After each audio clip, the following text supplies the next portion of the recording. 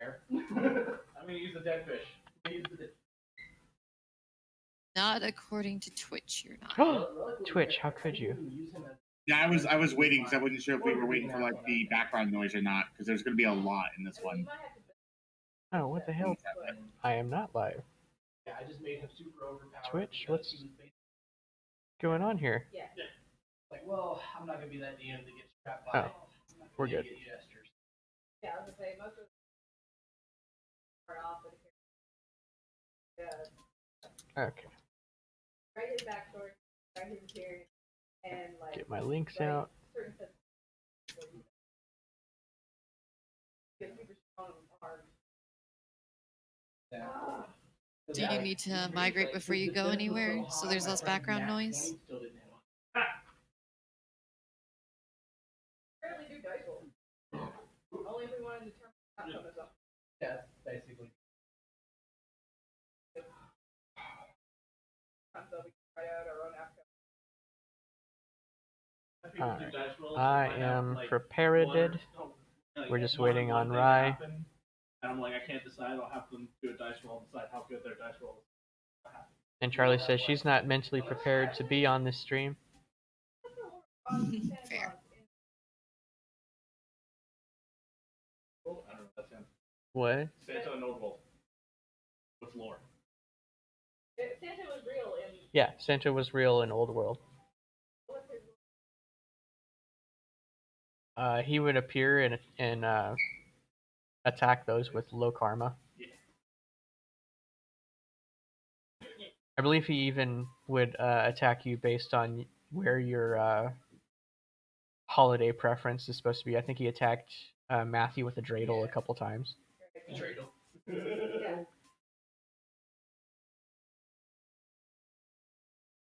That's Yeah, he was. Yeah, Matthew's Jewish. You're a Muslim. But they don't.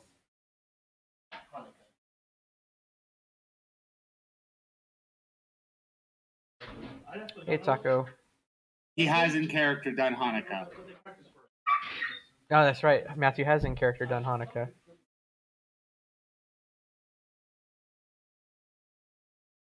Vaguely remember you mentioning something about him throwing dreidels at Matthew at some point.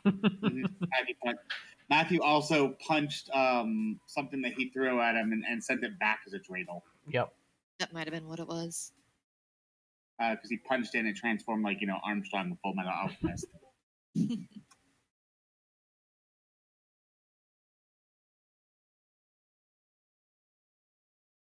Oh, they went out to smoke for real, guys. Oh, I mean, we started the stream going already. Yeah. He knows. All right. Shit happens. It's fine.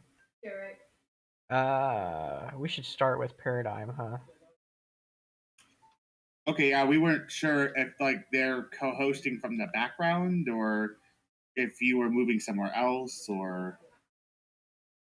Once he's back in here, I think he's joining from his laptop. Just because the only way I can do this appropriately is by using a headset. Mm-hmm. Makes sense.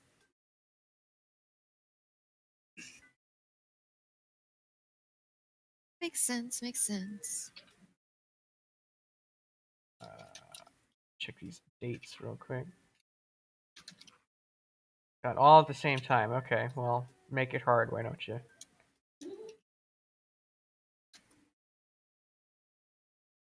So, Rebecca was first?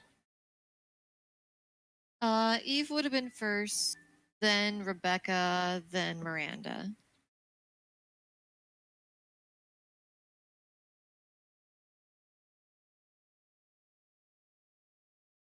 That's funny, because Rebecca was posted first, and Miranda was posted after that, and then Eve was posted. Different Eve. You're looking at Eve Amstrom, I think, what she did briefly for a thread or two, for a flashback thread. Evelyn Cravens, right? Cravens? Did I grab a whole wrong no, person? you have the wrong person. It should be Evelyn Harris. Harris, son of a bitch. Okay. Close that one. She'll be the redhead with the prehensile hair. Well, at Well, least the redhead. Evelyn Cravens a has funny red hair. hair. Yeah, Threw me first off. Evelyn. All right. Thankfully, it was not Evelyn Antrim that also had red hair. Yeah, the other Evelyn that you were looking at was Charlie and Rye's friend. What's her name? Cricket? Oh, Yeah, Cricket. intriguing. So Eve or Evelyn is just a name that you give a red-haired play-by to, apparently. So, fun fact: Evelyn was the name of one of my very first RP characters ever. Oh, nice. They haven't always been redheads, but it's been tradition that if I'm growing root, to get an Evelyn in there. Also, if you remember, the name Eve and Ariana was chosen by me and Bastel for the twins, so she didn't get to choose Amtrum's. Oh, Which right. was fine by me because Ariana was another name that I've used for characters before. So it's like, well, this feels a little appropriate. I cannot find your Evelyn bio. I don't know if she has a bio anymore. I think what happened was Paradigm, like the site itself died, or they had to change URLs or something with pro boards. So the actual bio may not be there anymore. It's the same URLs when it was Chula Vista. It might have blown up. That happens. I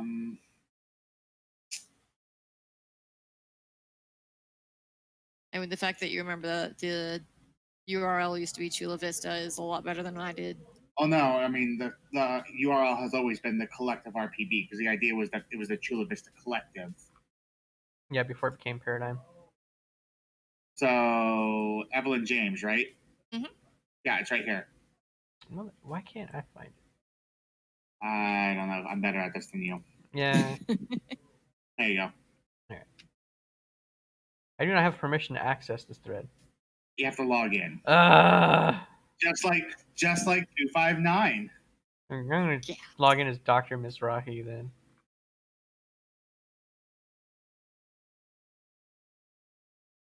There. Oh, real life playbys. Yes. Yeah, I recognize this bio. There we go. Okay. And photo buckets of watermark everywhere. Oh, yes. Holy crap. That's- Oh, that's painful. That's a staple for the. I'm so glad I don't use them anymore. That's kind of like a standard now for this stream is to run across photo bucket watermarks.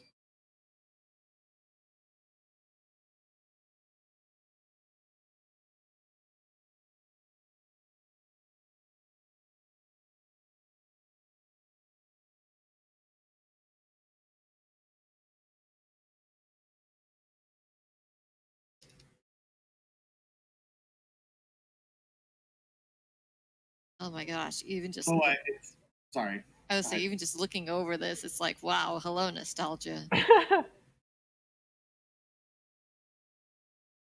A return to Paradigm for this one.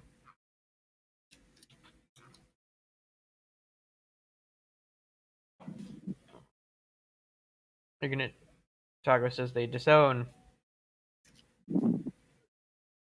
photo bucket watermarked people.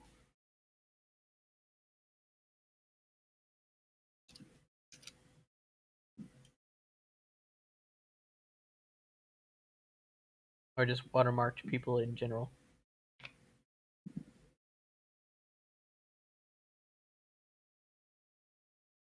Alas, I did not choose the watermarks. When I first put them up, they did not exist. You don't choose the watermark life, the watermark life chooses you. Yeah, especially when you don't remember what your login is after way too long and it's not worth making a new account or recovering it. So I found the trick is right click, open a new tab, and then save it, and the watermark's gone. Right. Well, that's if you want to keep the images. That's makes life a little bit easier.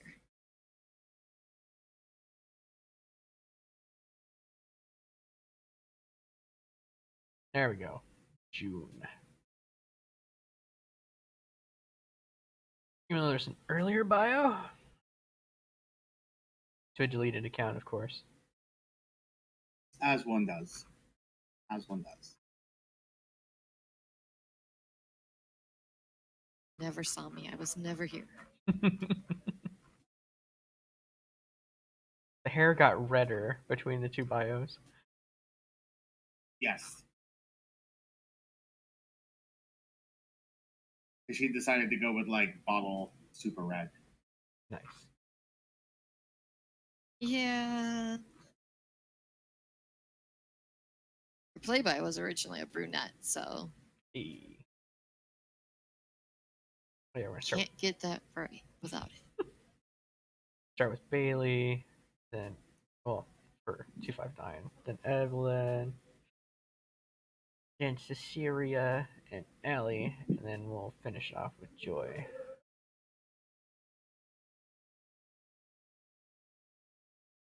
That should cover most of the bases. Cover all. Everything else otherwise was either a current side character or a brief character that didn't fit the setting anymore or something happened, so Yeah.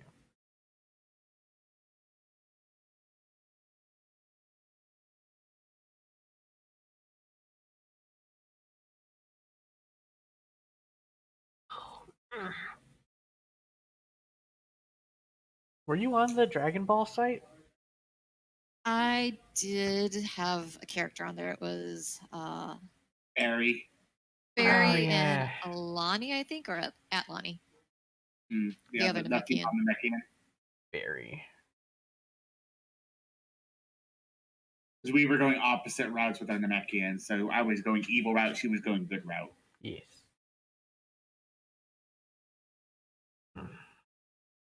That is still one of my masterpiece systems now that I've adjusted it over and over again. I have so many. I feel like I should just start rehashing old systems now. Just making whole new ones is pointless. Throw it all in the same pot together and see what comes out. Oh god. I'd be afraid. Probably some abomination. The thing that destroyed the internet, probably.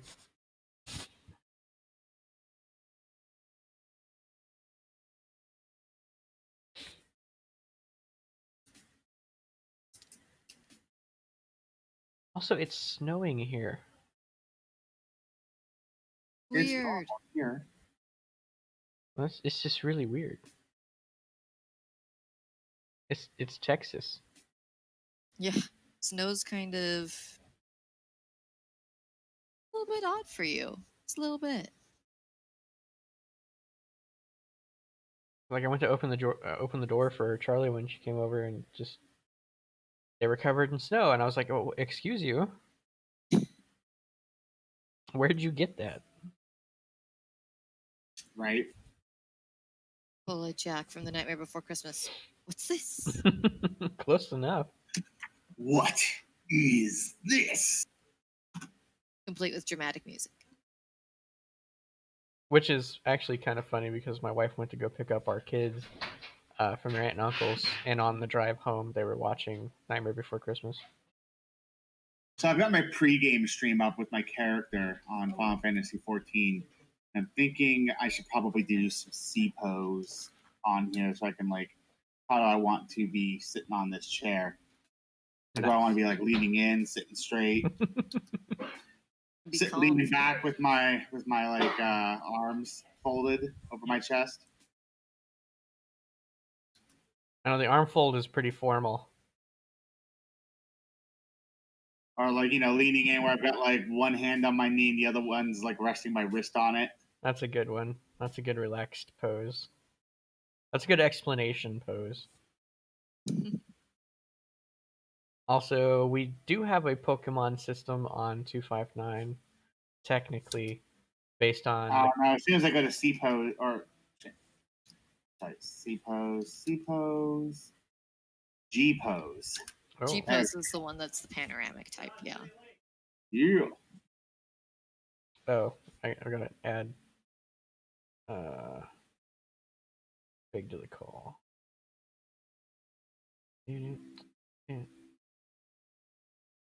Where? That's how we There do. it is. Now I look fancy. And I've got my little picture there to block the chat as well. Perfect.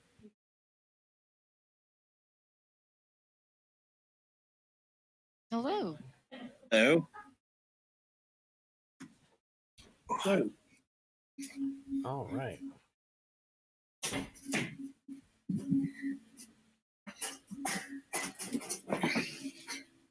The hell? Are you fighting What? someone in there? It's Calvin's tail. Sorry. Okay. He's calming down now. That's so exciting. Oh, he was. Oh, you are coming in. Well, it's been raining all day, so he's only been able to go out in spurts, and so now and then like Loud this and bunch of clear, people here, sir. so he's really excited and happy to come out and play.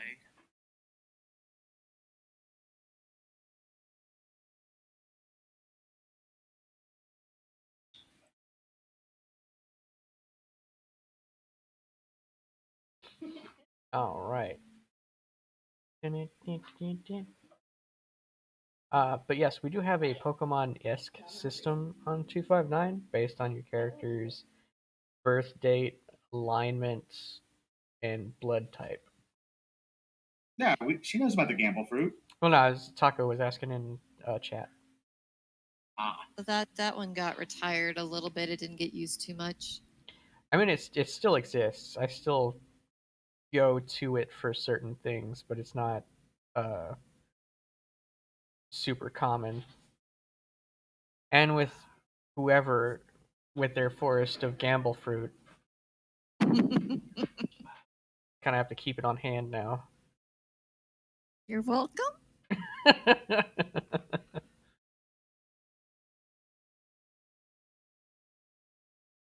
All right.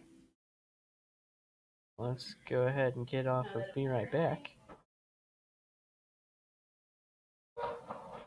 Ah, we've seen this before. We're on Paradigm. The Chula Vista Collective.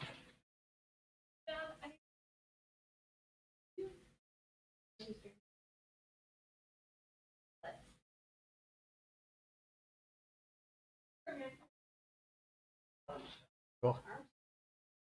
Don't want to look at the infinite void. All right.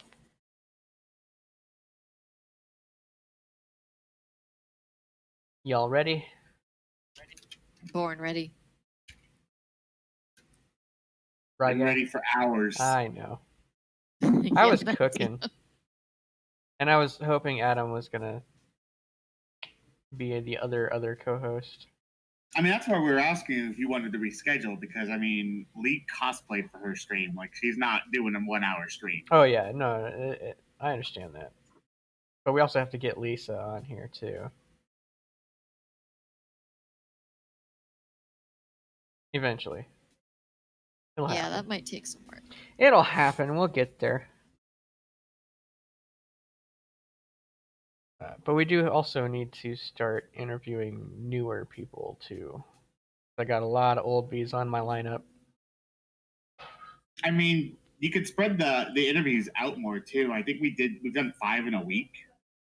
That is One not every 2 days. that is not a sustainable pace. No. I think after this weekend or next weekend, depending on whenever we can get to Ryan's, the next one's like a week after that, and then I have Life Point 1 at the end of January.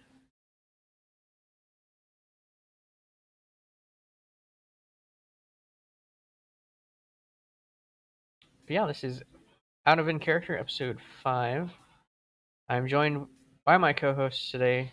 You know them, Rye Figs and Ryan the Rylander. What? And then our guest today is Joy, also known as every character to ever been on any site.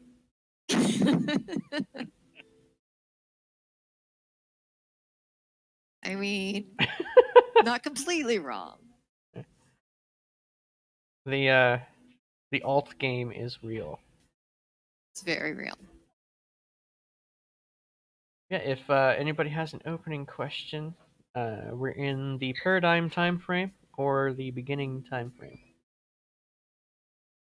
Sure, I'll start with Paradigm since I was actually around for this in your character's introduction. Oh, So, when joining a super-powered site, what made you decide that you wanted to play at the time a normal character with no superpowers, and then enter specifically at the arc, which is the Civil War type arc, if we were to compare it to Marvel Comics?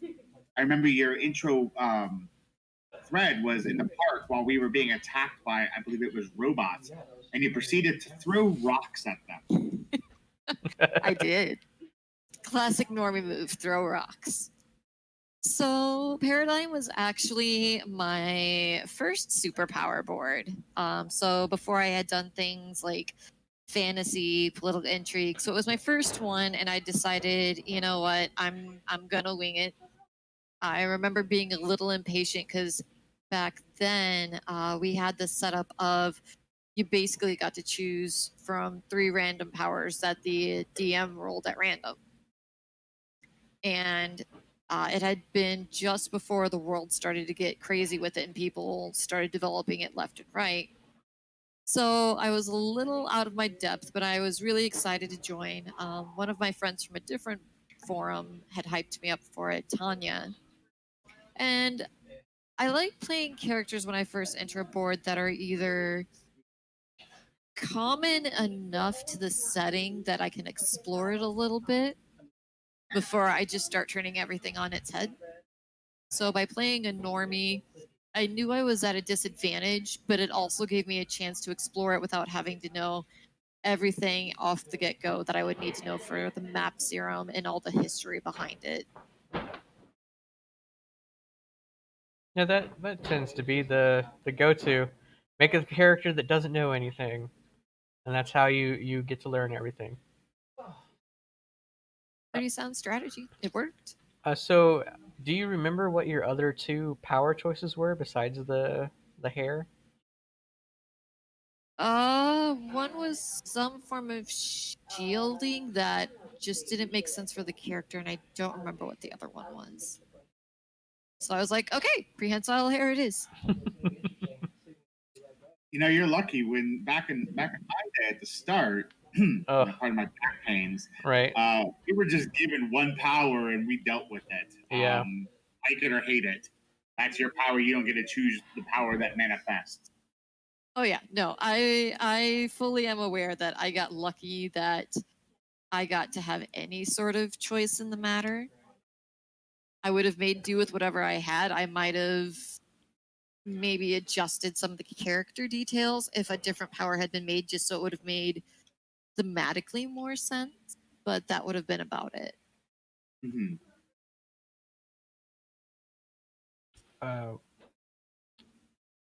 So with the powers in mind, were there any powers you saw from another character that you were like, oh, that would have been great for what I had initially in mind, or? Not at the time, I think. Eve is a fairly girl next door girl, and a lot of the powers that were being toted around at the time were very typical superhero style. Like, if you see that, you feel like they probably would have had some sort of background or skill or something that would have complemented it really well. Yeah. So, take example, Jim. Jim dies a lot. Jim's also been around a while. There was John Alcott's ridiculous ability with strength. Len was pretty good with science, so it made sense for like chemistry powers. So I kind of was just at the point of, and Allie, I think Abby had healing powers at that point. No, Abby was a buffer. That's what it was. She was a support. Nicole had the healing.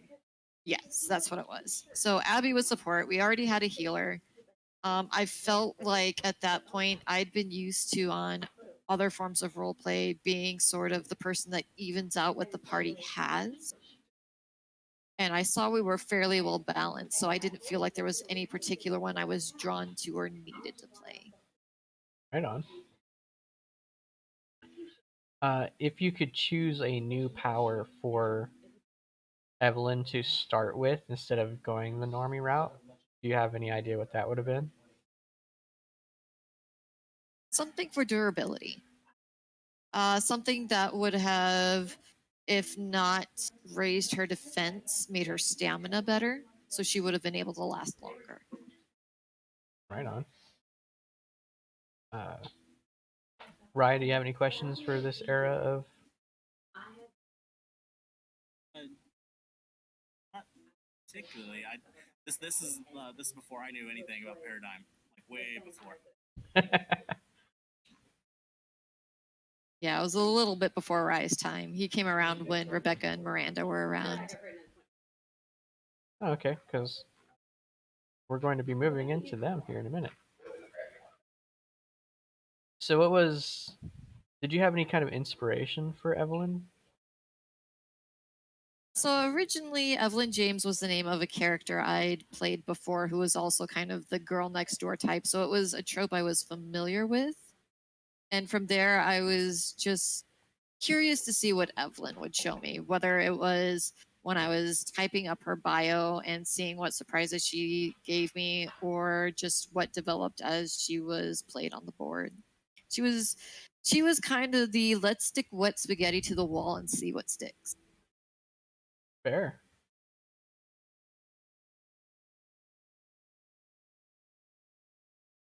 So in previous streams, we've talked about experiences in the non-Shiniverse boards. Yeah. And that's actually, unlike most of the people that we've interviewed and talked to, that's actually where you came from. You are an outsider that came into the Shiniverse as opposed to starting in, like many of the older old bees, as you know, as we call them. So in these more slice of life and political boards, you know, what was your experiences in those boards when compared to your experiences in the Shiniverse in these more combat heavy boards? The combat heavy boards were a wild ride, especially when starting on Paradigm. I had never, ever heard before of any forum doing a real time event. So, literally, it's okay if it's just a sentence long as you're doing something because you have 5 minutes before the GM posts a response to everyone. That was a good way, I think, to get me used to combat quickly. It was nerve wracking, 110%, because it was complete left field, but I knew there was fighting in it when I joined it. But it also let me not get in my head about the fact that I was RPing with a bunch of people who'd been doing RP combat for a lot longer than I had. Mm-hmm. That's how Evelyn first learned to throw a rock. Well, and now that you've done both, like, how would you feel as about going back to those non-RP times, those non-combat RP times? Like, do you feel like you would miss the action, or do you think you'd be able to go back in and slide right back in? I probably miss the action. I could handle it if there was some form of action. There's been times where I've actually gone, boy, I wish I'd started here because the Shinoverse was so different but so fun once I got into it that I kind of felt like I'd missed out a little bit on something. But in between incarnations on boards, I'd had something that was some form of action. Or even if it was political again, it had something rather than just being just slice of life. I don't think I could go back to just that. Mm-hmm. So, as a question that I commonly ask, what would be your earliest RP memory? Like, it doesn't even have to be Shiniverse at this point. My earliest memory would be creating my first character and just being really excited because I was 12 when I made my first RP character. And even then, I liked writing and characterization. And I just remember being so excited and having so many ideas for this setting and being able to share it with someone and interact with other people who are excited for it.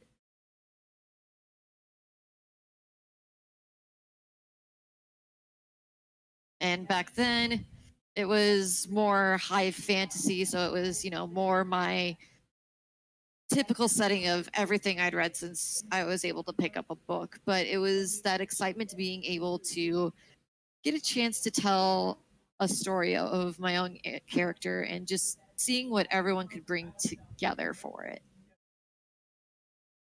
Right on. I got a question for you, Joy.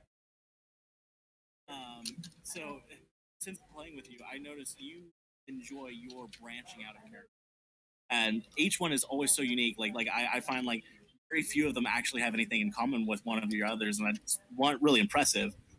But that brings to mind is like because like for John, for Ryan, like I know like we've kind of had like those ones that we stuck to for a long period of time. Do you have a character that you would consider your primary, the one that you stick to for if you're going into a new board, you're like, I don't know how I'm going to feel, so to learn about it, I'm going to stick with what I know. Do you have one of those characters? Yes, I actually haven't brought them to Cabal because I haven't found a good place to put them in Cabal. And that was my first RP character, Iris.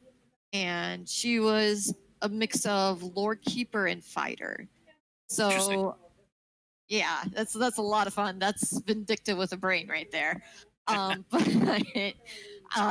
no, that's I think the trope that I would use that stayed the same would be otherwise the girl next door style trope would be if I couldn't get a specific character down, at least it was familiar enough territory that I'd be okay.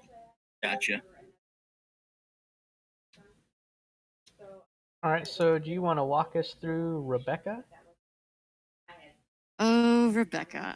Rebecca was one that I knew the power that I wanted before the character. Again, she ended up being a little girl next doorsy, which was not what I intended, but most of the times the characters surprise me after I throw their profile up. But I knew I wanted something in a world where at that point the superpowers were in the world. They weren't just the map serum. I believe a wish had been made in an event by a kid who was in a hospital dying, I think. And so it drastically changed the world to where a bunch of people had powers. And I wanted to play with this idea of just because everyone has meta powers doesn't mean they're liked. And that was where some of the Paradigm Institutes had come from anyway, so there was a safe place to learn. But what happens when the people who despise it are the people you live with, your own family, the people who are supposed to care for you? And how does that change the dynamic? So for her, I also wanted to play up the idea of a single parent. So it was a single dad raising his daughter. And then it became things like, well, why is he so against MAP? Does it affect how he views Rebecca? And it did. And I ended up learning a little bit about that as I wrote her more, as opposed to just a vague idea. But it was kind of small fish in an even smaller pond needs to go. That's pretty interesting, actually. I don't think I've ever actually gone that route with any of my characters before. It was a lot of fun. So, as mentioned at the beginning of the podcast, you make a lot of characters. A lot. Guilty. Yes. So, what is your process for making so many different characters and making sure that they are also distinct from each other, even across boards?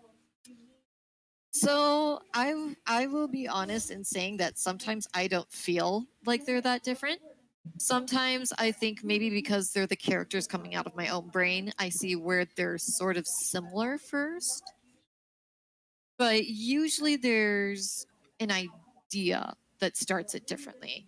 Gonna toss some cabals out there just because I know I have more alts there than I do on Paradigm. That's fair. But say Avalon and Allie are completely different, both from the same world but different social ranks. How does that change things? What matters to them? Sometimes it's as simple as, what does this event change for them, or how does it change them? And so I think it's thinking about them without overthinking about them. And I can tell when some connect more than others because I'll be really excited and I'll be busting out the information on them before I even realize I'm done. So it's kind of like a multiverse theory with a blank slate, where this, we'll say Ragdoll, has options to make through their life, and you just kind of adjust those options and see where the branches go until it's a character.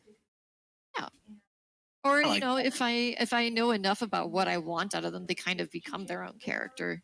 In this case, like what Rebecca did, I've done kind of hard life families before, but I've never really done a single parent character in a long time.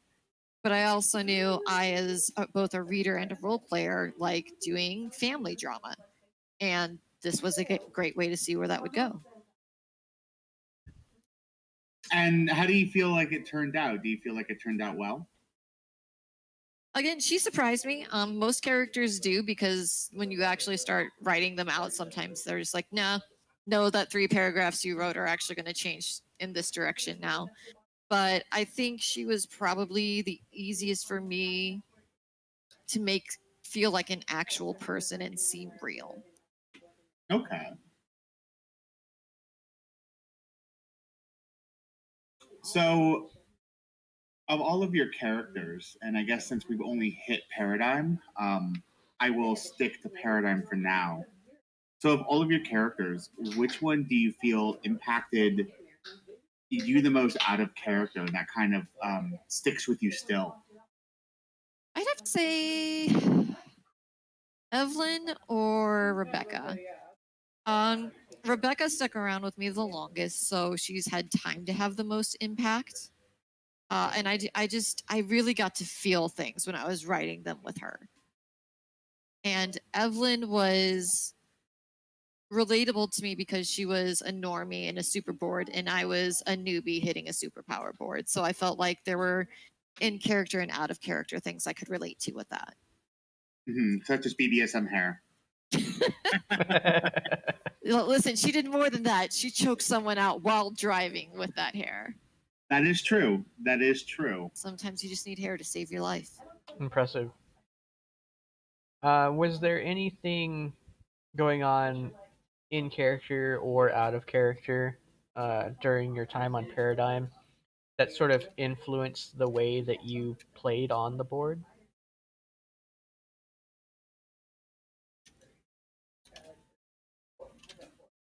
I think it was the statless ability, just because it made you think.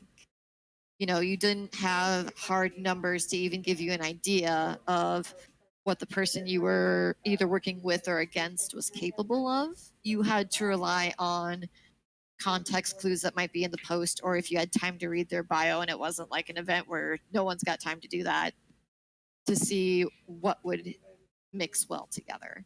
And it just kind of became a joint narrative that you had to rely on a mix of the other person's narrative as well as sensibility. Because even though it was a superpower board, it wasn't, the galaxy is upside down and we're walking sideways.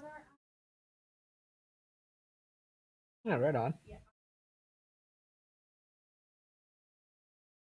It gets easier once you start role playing with them more too. It makes it easier to know, okay, this, say this person's a senior member of this organization, they're going to have more experience than I am, and maybe they're stacked like a pile of bricks. So for example, Eve's probably going to have to hope she has really good hair strengthening shampoo at home after this mission.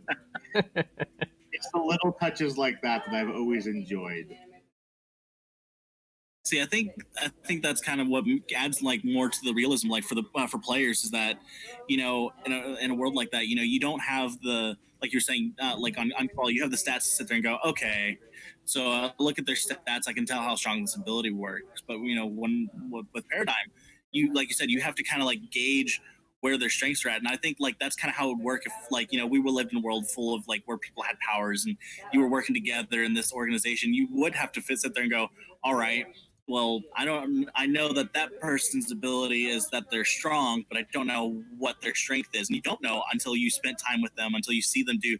Like, so I mean, like, even if they're like picking up a boulder in one thread, that's they're like, you don't know if that's their peak until they you spend time with them, pay And attention. you don't know what it costs also- for them to do that either. Exactly. Yeah. So I mean, I feel like that kind of adds that little realism to the board aspect for the players. Like, you have to spend just as much time getting to know this character as you would if this was a real person that you were working with, at work. Absolutely. I love that.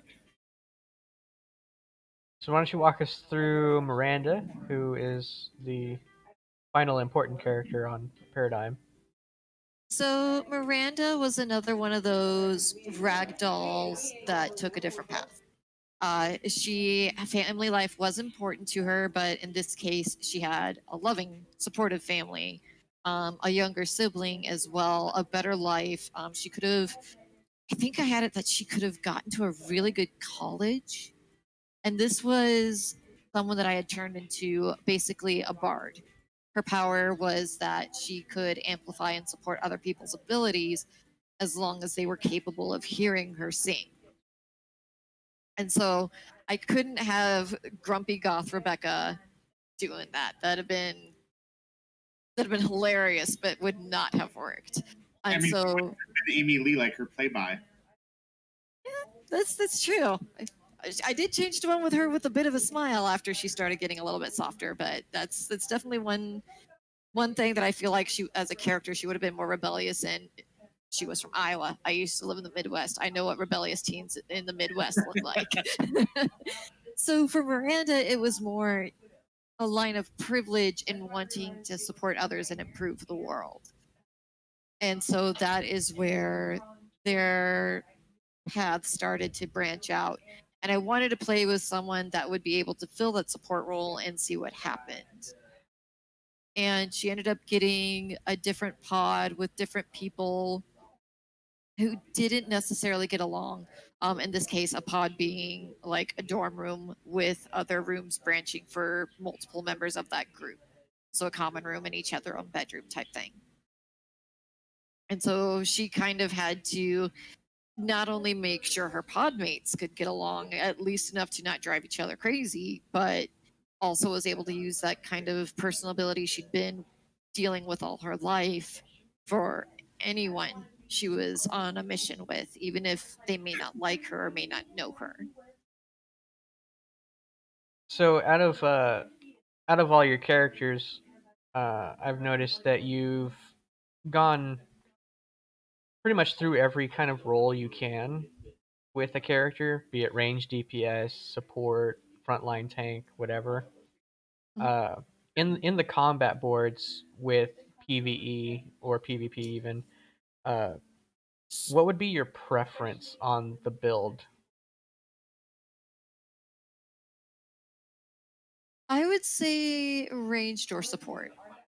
I like the fact that I can, if not make a support character, make a utility character.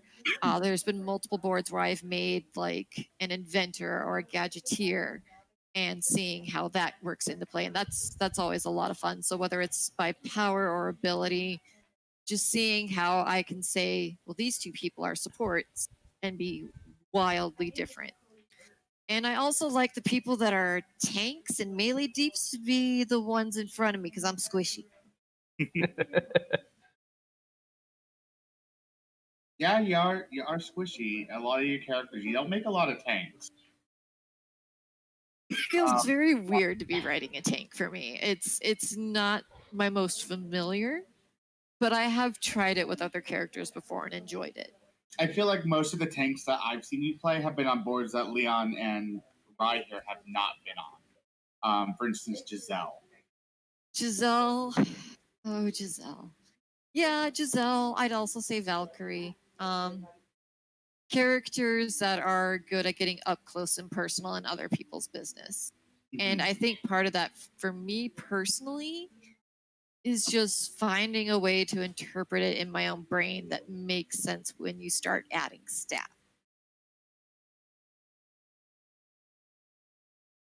Because again, it falls back on that.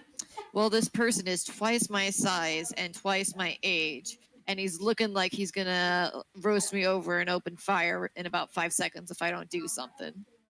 Mhm. Versus, well, my defense is this and their strength is that. And everyone interprets it a little bit differently. So I think it's also the fact of just adding abilities, not even necessarily just stats, of just me needing to think like a tank.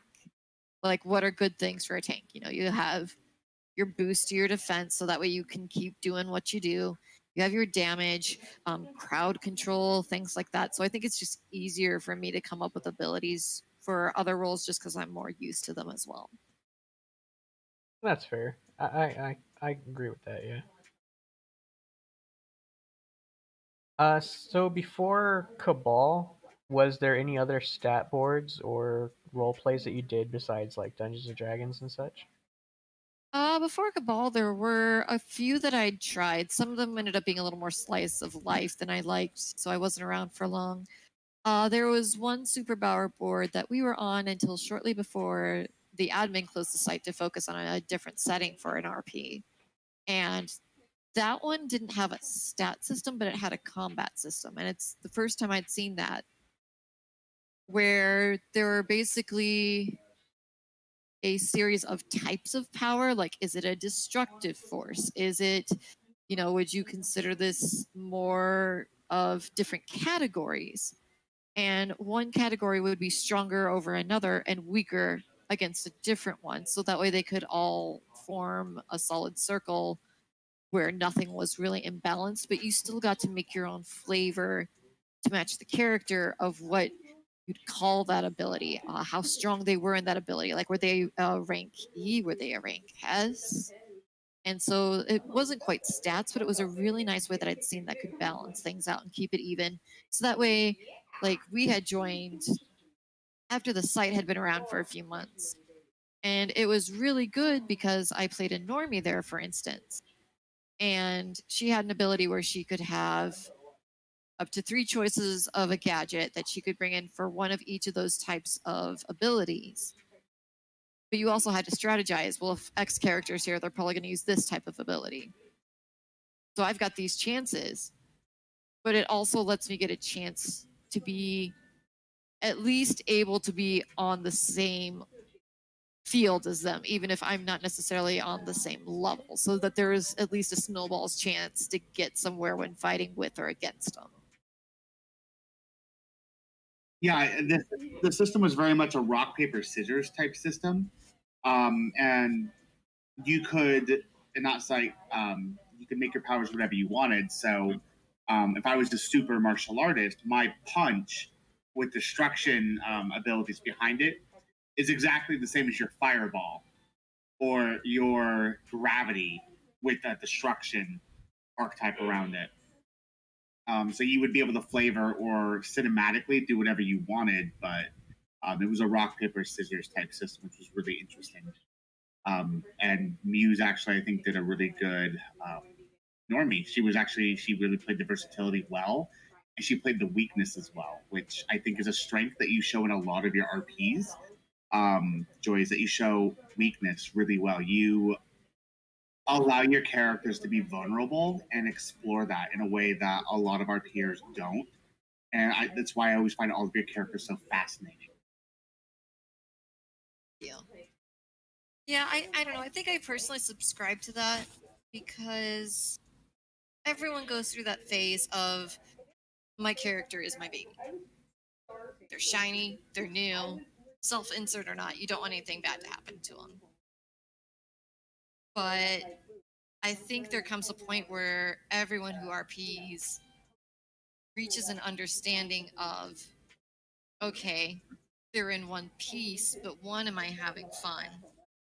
And two, there's no stakes in any of the stories they're in because they're automatically going to be all right every time. There's no sense of tension, no sense of what if, what could be.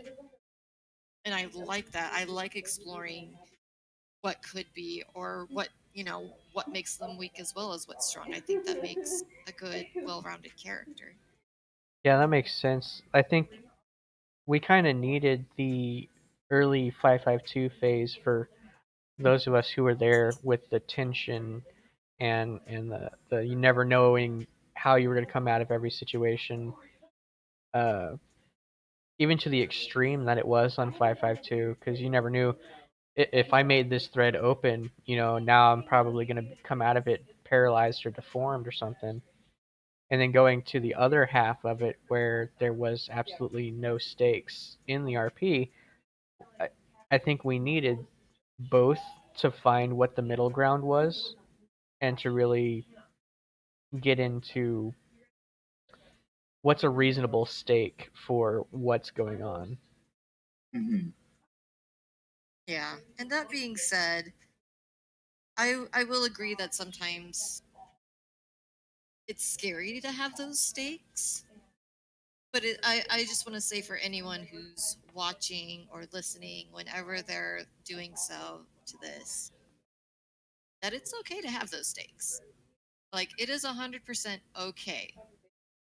We're not going to judge you on if, your character doesn't throw the best punch or they can't defend the best against, someone coming at them from the side or something like that.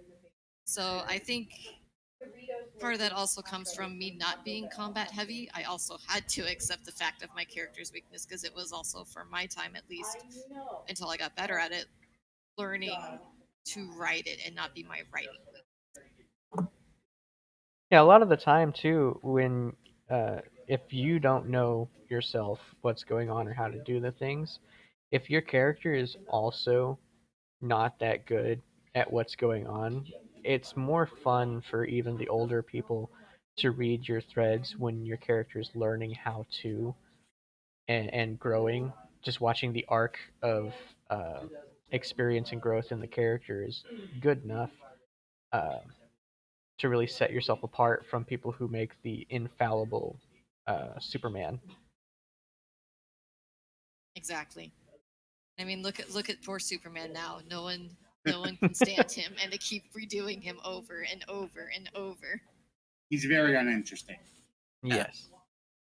A little bit, a little bit. One of the things kind of like we discussed with Marcus last time was like other people who were like, oh well, I don't want to take this hit, so I don't. Well, like ever nothing interesting. Like we just brought up Superman. Like now Superman's practically invincible to everything, and what he isn't invincible to, he becomes invincible to it, and that makes for rather lackluster. Like oh well, what are you going to throw at him? That nothing hurts him, so it's not interesting anymore. Oh, I found personally whenever I have a character go through something like awful, like something really bad, that's when I have the most what's going to happen next. And I feel like players, whenever they do accept that bad things can and will happen to their characters, and they let them happen, that's when you see more character growth, more interesting things come out of it than just I survived. Like, oh, I can survive this, so I'm not worried. Is not fun. At that point, you're kind of just in there for a loot grab at the end of the thread. Yeah. Pretty much. All right, now the time that I'm pretty sure everyone in the chat so far has been waiting for. You want to take us through Bailey Blake or Bailey Oleander? Oh, Bailey. I know she's your Infamous favorite, Bailey. Leon. So Bailey was a support character again. This I feel like she's a good example of everything I just said, of both good and bad. She had the trope staple of being the girl next door. She had the support abilities that I was familiar enough with that I felt I could make abilities for. But I was on a whole nother world with a setting I knew nothing about, and now there were stats involved. And that was overwhelming to me because I'd seen sort of the long-term effects of, if you're not one of the first ones out of the gate, you never catch up. And thankfully, Cabal ended up by the end having a decent system to making sure new people could at least stay on par, even if they weren't at the same level. But that's part of what made her very curious. She had to leave home by necessity. Her people were dying of sickness and starvation in what was going to be a post-apocalyptic world. 20 years later, the world's making its way and surviving. And so she had the curiosity about the world. She had questions. She wanted to know more. And that is eventually what led her to doing various different things that she did while on the board. She started various very, different very things. many. She was the first character I'd had where I went more of the shy to the point of being nervous as opposed to bah humbug antisocial. She actually did start for a set period of time having a stutter when she would talk to anyone until she started gaining more confidence in herself. So that was a new thing for me to play with. Her playby has changed since then. She used to have like really big glasses, and she kind of looked like your stereotypical nerd. She was a humanized version of God, what's his Alphys. name? Yeah, Alphys from Undertale. So good. And I Nerd. felt like it was perfect because I was on a board with a bunch of fighters, and Bailey was 110% not a fighter. She'd had some things happen, but even before then, she didn't fight per se, and those things that happened were unfortunate accidents of sorts. Mm-hmm. And that led it into things that were going on in her backstory.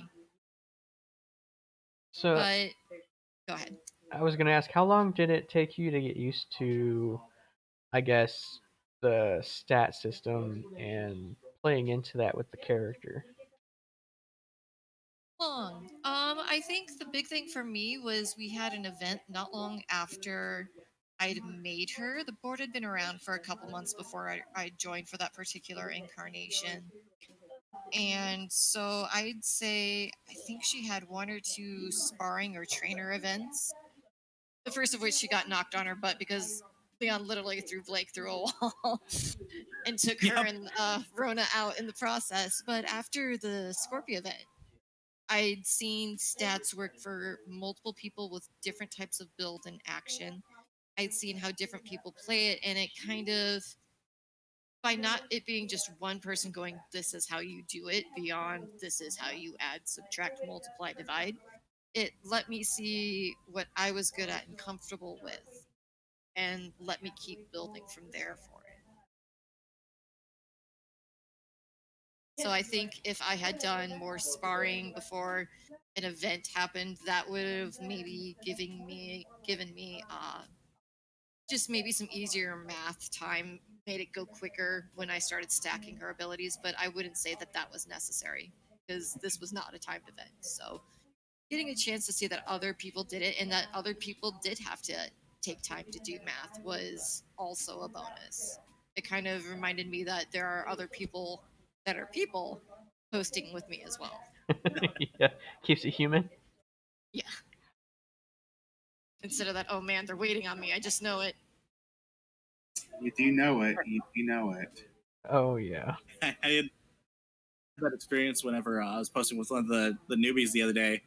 They messaged me, was like, "Hey, are you responding?" I was like, "Yeah, give me a minute." Like, "Well, what are you doing?" It's like, "I'm math." Like, "You're working math." I was like, "You'll get there, trust me." Yep. I feel like that is one thing we all understand on this board is 1 second I'm mathing. We completely Yep. understand. There are many times that I have had like 5 or 10 minutes delay with a post that's pretty much done as I'm just mapping, double Yep. checking my bio, making sure I'm not forgetting something. Oh yeah. When you have a full item set of items that have abilities and the full 15 abilities to pull from a primary chi source, and you're just going like,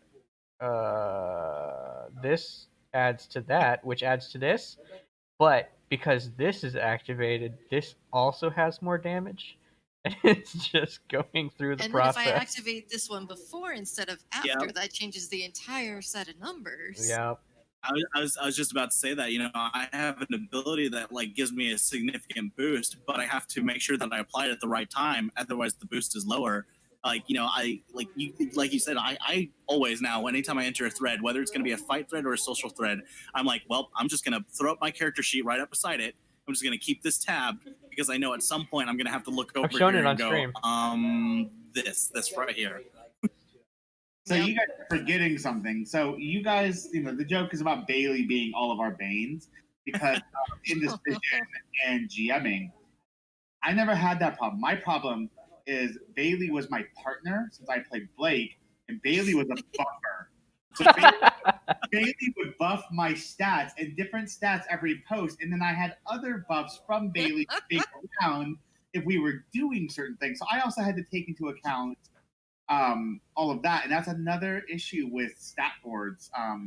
Is again buffer characters. They are fantastic. They help all of us shine, but you do legitimately add 5 minutes to all of my posts. Yep. Yep. Oh yeah. So But that does let you get numbers like 1,000 for an attack too. I mean, I'm not complaining that much. Please continue to make all of my characters, specifically my characters, even more amazing. Never buff my enemies. Show Only some me. love. Show some love. I And mean, never Leon got some. never buff Leon if Oh. we are both right, because I always need to be better than Leon. unless the choice is between buffing Leon or Rai, then buff Leon because I absolutely need to be stronger than Rai, especially Rai the character. Well, More yeah, I often. can't boast the defense of the punchable schnoz. So punchable. I'm not a monster. Now that schnoz has been punched to perfection. Oh yeah. Just too much schnoz punching. It's like a statue. Next time Matthew meets Rai, he's going to punch him in the schnoz, and Rai's like, "We're like, no, my perfect chisel face." It's like little Nicky. Someone hit me again, so it's fixed. The shovel, yeah. What would So- you? Oh, go ahead. Go ahead, Leon. I was gonna say, what would be your fondest memory for Bailey? His favorite thread. The underground facility. For many reasons that I will try to keep as short a list as possible. It was the first time, even though she'd been spurred by Blake of what have you, as in you yourself, actually done. And so she took it the wrong way, but it was an independent thought she had on her own. So she decided she wanted a mission on her own, and hopefully she makes it out okay. I love lore of any variety, whether I'm RPing, playing a game, anything like that, and that thread definitely gave it to me. It gave me a bit of the dungeon crawler that I love, and it really opened up the setting and world in a way that also allowed me to learn more about Bailey. It was my first chance to learn about experiments. It was the first time that Bailey had seen any sort of interaction other than a few people at the Cabal facility. So these were people who hadn't even seen the sky before because their facility was literally underground and they'd been there their entire life. So there was that. There was her anticipating and learning to anticipate potential danger. Like, were these people dangerous? This one's literally carrying a baby, so boy, I hope not. And it ended up working in her favor. There was the fun chat of what did I miss after the thread was done. But it was also a thread where, at the end of the day, she had one of her most shining moments, which is when she found out that, for lore redacted reasons, given some of the people watching the stream and in the chat, I won't mention, basically that they had to be taken care of. And she 110% did not agree, was kind of more of a pacifist at that point, but did not agree. She'd already had to fight things and was kind of covered in their blood. She literally held that same baby in her arms, protecting it while the mother fought to protect both of them. So this was a series of choices both PCs and NPCs had done to leave an impact on her. And in the end, instead of being nervous or letting things go by the wayside to kind of keep her head down, she said, "No, this isn't okay. I don't agree with this." Stood up to basically one of the second in commands of the military encampment and left to go stand up for what she believed in. It was a losing fight. And she kind of understood that this probably isn't going to go over great. But it was enough that I was like, this is what my character believes in the most strongly. I love that.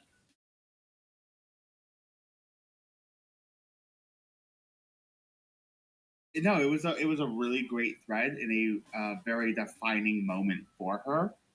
And it was really nice to kind of see her, even though it didn't work out for her and she was overruled and overpowered.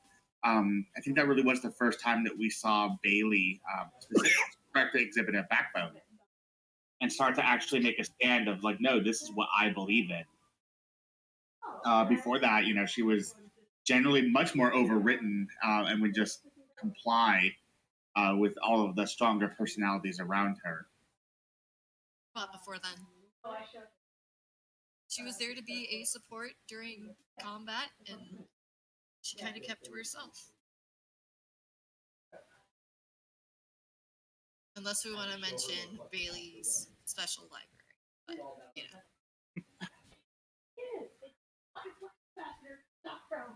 So I would ask, of all of your characters on Cabal, I know we've only talked about Bailey, but I feel like again this is a nice segue to moving and opening up because there are a lot of characters on Cabal. A lot. A lot of different things to explore. There are. Yeah. There are.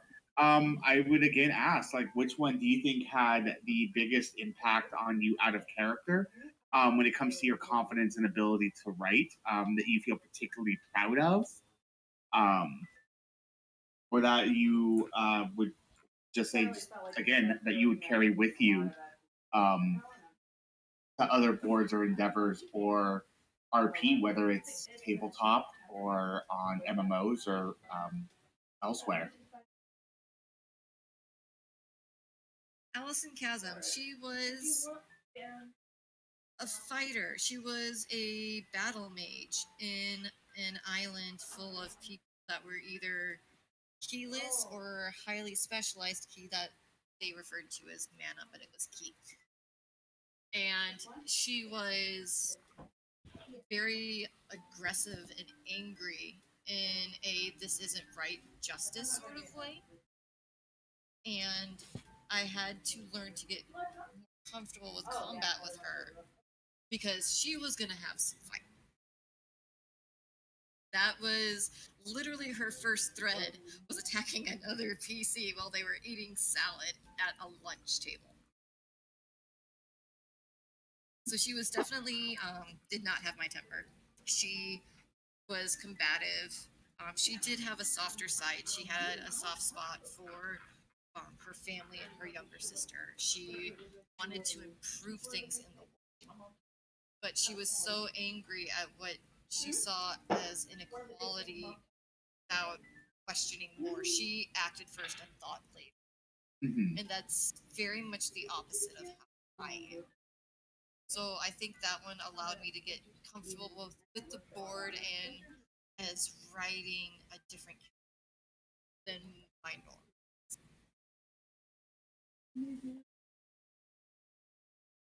No, that's fair. That's fair. Do you think that she helps you get more comfortable just with combat in general? Do you find that you're less apprehensive about more combat focused characters now? Let's throw Bailey for an example. She was mostly support. She ended up getting combat abilities later. But with Allie, she was a sword user. She had abilities that buffed her, and I think could buff others if she wanted, but it was also like key attacks. So I had to pay attention to things like, okay, you know, what's this person's post say? So I understand what they're doing in order for me to respond. Like, stance is she taking? Is she going to be able to block that? Is it going to make sense for it to be able to block that? Is that going to be something that's in her wheelhouse? And so she got me thinking more on the technical fighting side. And just, even if I didn't necessarily agree with some of her opinions, she's a character. She has those thoughts and feelings and opinions for a reason. And it's important to understand what that is. Even if I don't agree with it, she feels strongly enough that it's shaping her entire personality. So it needs to be paid attention to. Like, was it Val? I think one of Adam's characters. Val called her the help in their first thread because he thought she was a servant sent to help him, a nobleman, with his luggage into the facility. Allie is a lower class citizen who has had to suffer for the fact that she's lower class before. Typically by people of upper class, not everyone that's been upper class, but it was the easiest one to come from. So just in one post, she was like, "This boy didn't know him, could have been anyone in the world, but it mattered enough to her that she was angry enough that she was about to start a fight for a totally different reason." Oh, that's fair. I think that makes a lot of sense, especially given her background. It's kind of like I'm in a new country, it's a new place, but it's the same old shit. And she's just tired of being stepped on, right? She's just gotten there, and already like there's people just walking all over her, and she was not interested in being a doormat. It would have been very different if he had just asked for help. It's like, "I'm sorry, he's getting ready to drop it," and she opted to go with him, as opposed to assuming she's a servant and requiring her to attend to him. I will say, as a primary fight RPer myself, I was impressed by your willingness and adaptability to move into all the different styles of combat that are presented for these shin boards. Like most people will start make a support character and then stay support, or they'll make a tank and they'll stay tank, or whatever they first make. That's where their comfort zone is, and they won't move from it. But you went from support to technical to frontline tank, and you always had that. I'm gonna figure this out. I'm gonna do it, and we're gonna for better or worse, we're gonna learn.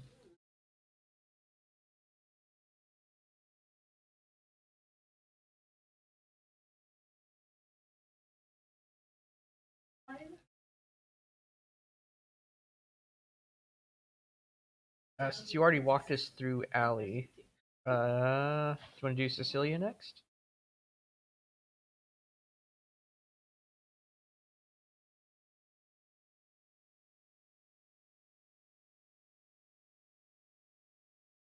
Ruh-roh.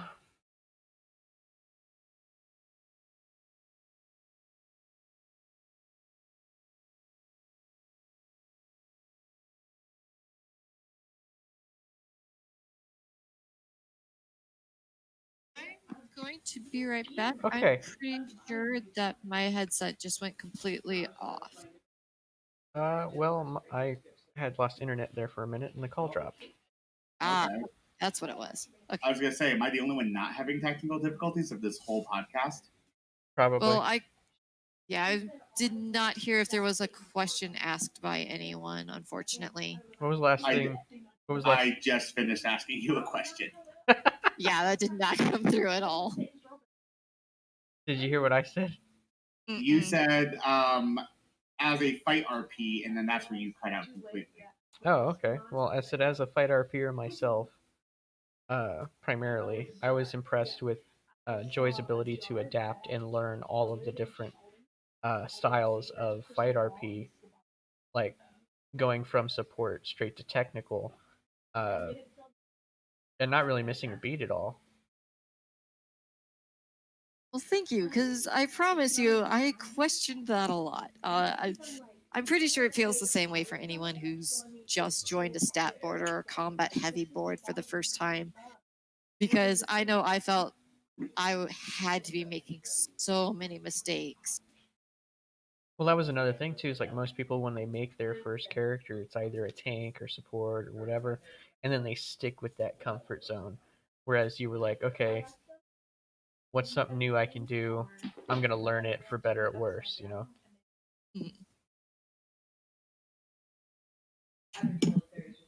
So the question I had been asking, that I had asked that I guess you had missed was, since again you have a wide history of role playing, MMO role playing, Gaia Online, political and slice of life boards, and now these combat boards.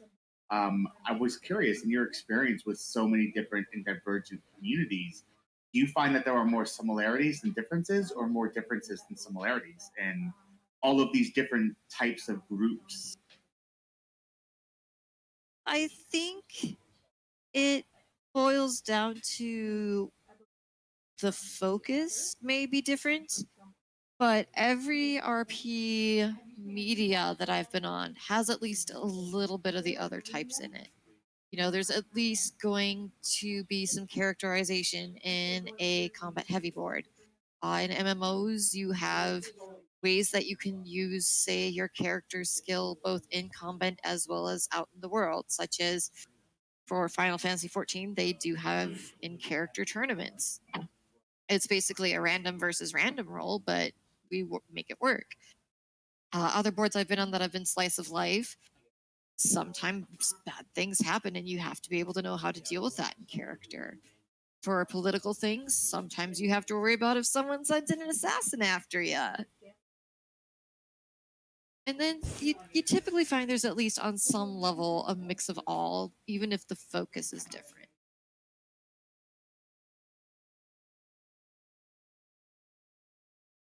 Right on. Since you technically did walk us through Allie, unless there's more you want to say about her, do you want to do Cecilia? Cecilia, but I will close out Allie with the fact of she's a good example of how a board can have a mix. She started out combat in a combat board in a homeland that valued intellect over physical brawn. And by the end of her first incarnation's character arcs, she'd met her biological, at least one side of her biological family, and she had worked at becoming a political envoy that could travel anywhere in the continent. Because somehow the other big territory leaders liked her. And so she was a valuable piece, not only as a foot soldier, but as someone who could relate to other territories and act as an emissary. And bogged down by their starting archetype.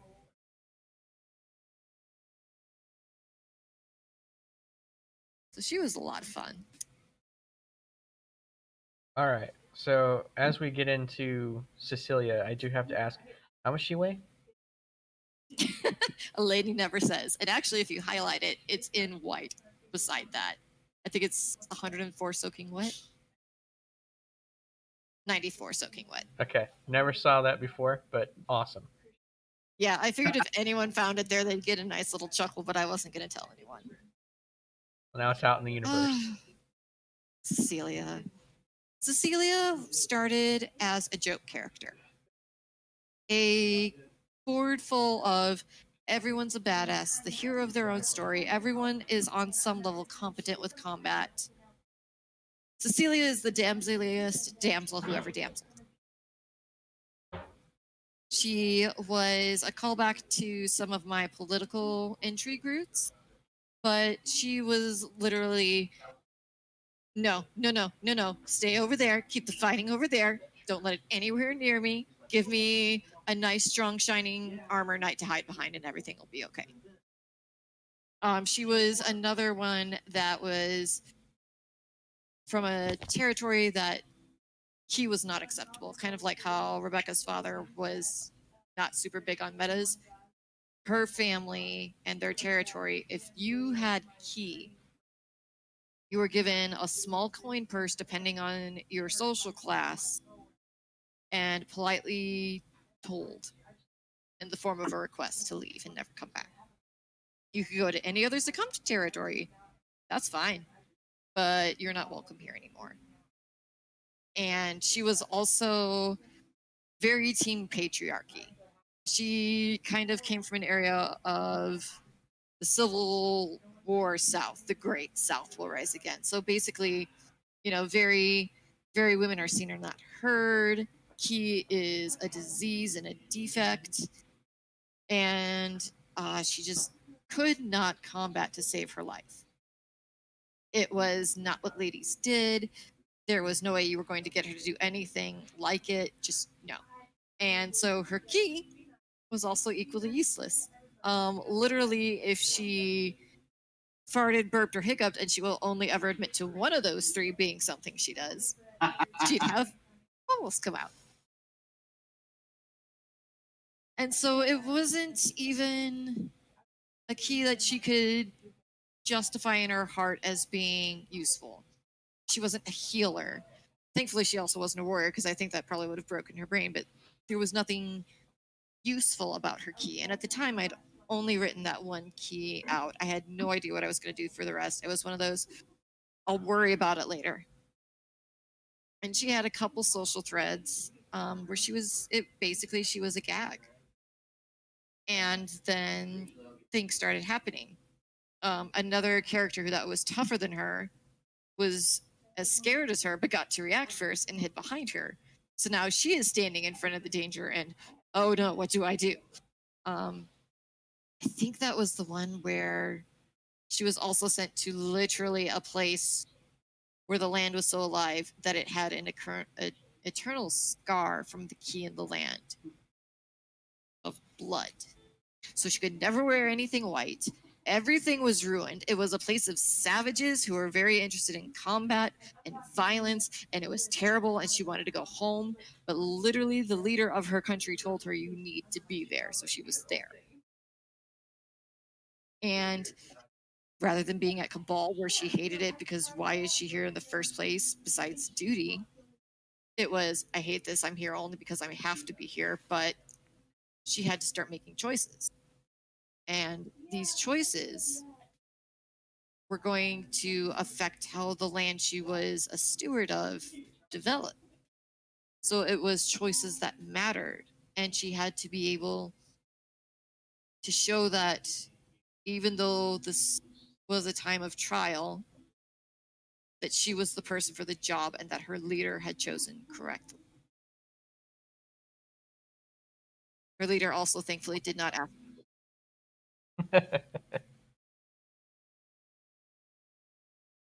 So I think Celia brings up a really interesting point that I was excited to get to talking to you as the first female guest that we've had on this channel, and that is like, what have been your experiences, as a woman, RPing in these various communities, especially here in the Shinverse, which is very typically male dominated, very typically male power fantasies, and then going so far as to even play a female character that not only plays into that as you described her, the damseliest damsel that ever damseled, but fully supports those type of gender roles and in our real world, I would say regressive political thinking.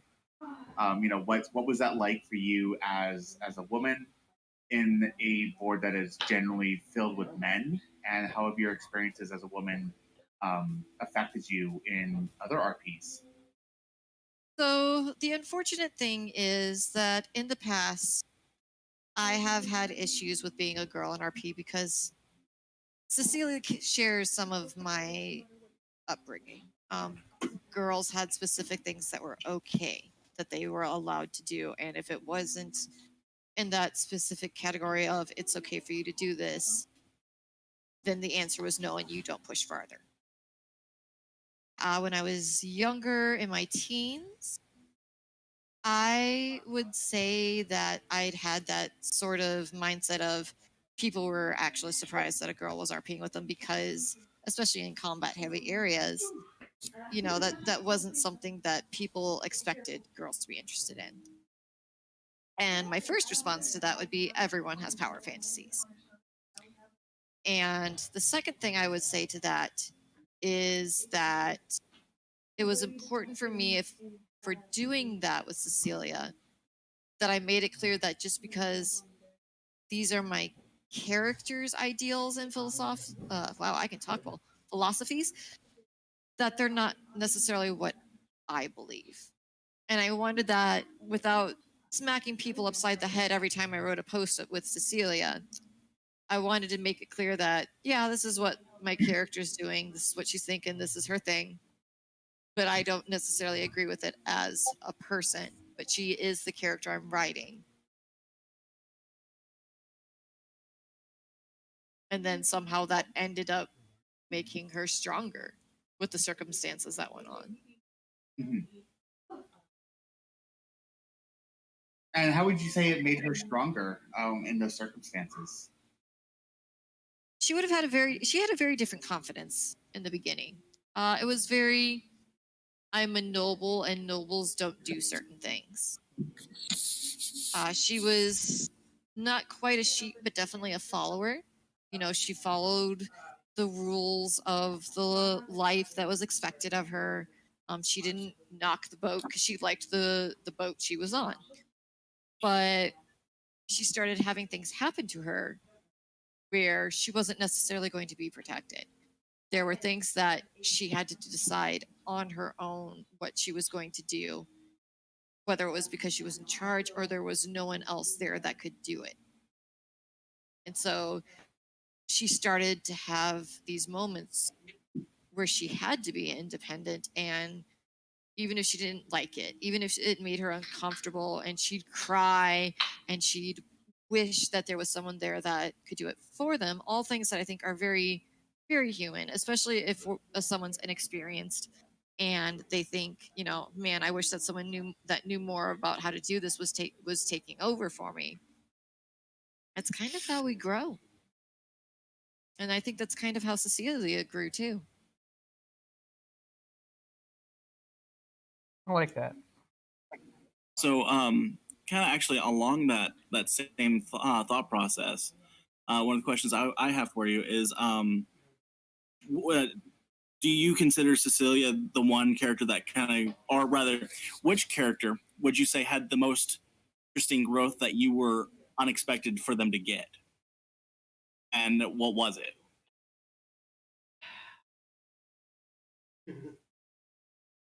I think any of the last three would do it. Quick rundown. Bailey, I knew was going to have to be more confident. I did not expect her to join up with a territory full of warriors because that was not her forte at all. And she took to it. Allie was not interested in politics. That was dumb. But she took to it like a fish to water, and it worked in her favor. Might have changed her mind if one of the leaders of the main four big territories didn't like her or disapproved of her. But she was able to convince them that she was worth paying attention to, worth listening to. And so that was a surprise because I figured if nothing else, she might have been more at home and more of just Cabal's politics instead of the country's politics. And Cecilia was only good in my brain. She was only going to be a gag character. She was going to be a side character for social threads, whether it was to, help new characters or new people on the board be welcome to Cabal while doing her diligent duty. And she started getting ideas of her own beyond just, we laugh and say, oh my gosh, there's a girl in pants. But like, that was scandalous to her. And scandal or not, she has to do something with it. And so it was like, okay, Celia, what you gonna do? How are you going to respond to this? Are you going to faint every time you turn around? There's a lot of people wearing pants here. What's going on? And so, it turned into that, and just what they're willing to not change as a character, what their core is, whether it's their values, their ideas, their morals, versus, okay, maybe it wasn't as bad as I thought it was. Or maybe maybe I can see where the other person's coming from on this particular issue. All right.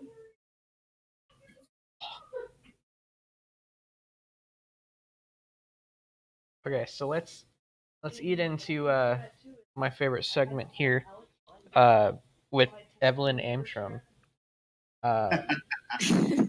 Because most people, when they come into a board, which everyone does, they make their own characters, their own story, and everything like that. But this character is specifically entering into the story of somebody else.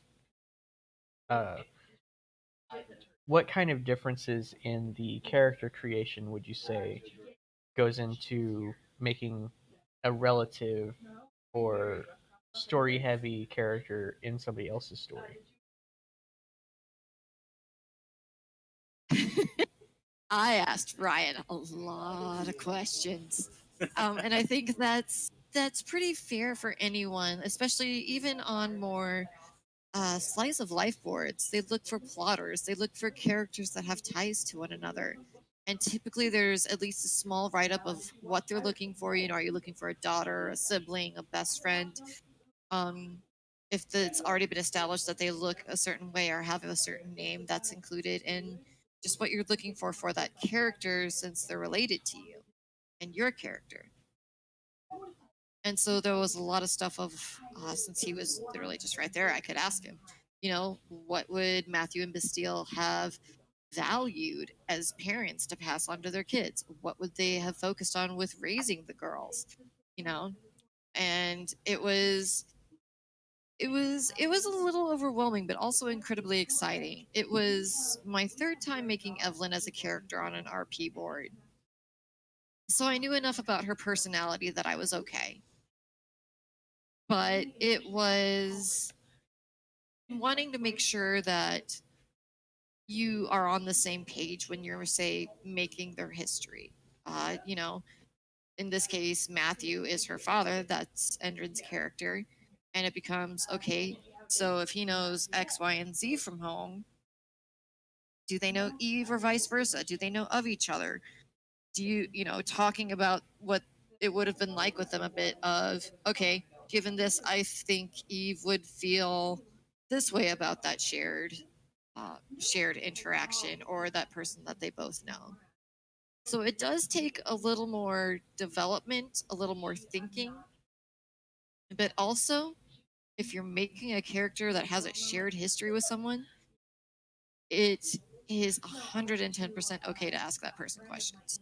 Like that's how you stay on the same page, and it's not like you're reading two different stories of the same event, not because two different people have two different perspectives, but because you thought it was one way and it was actually a different way.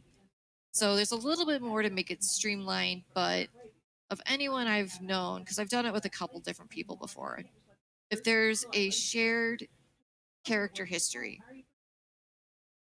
they want that shared character history. Or in this case, I asked and he was okay with it. He was down for it.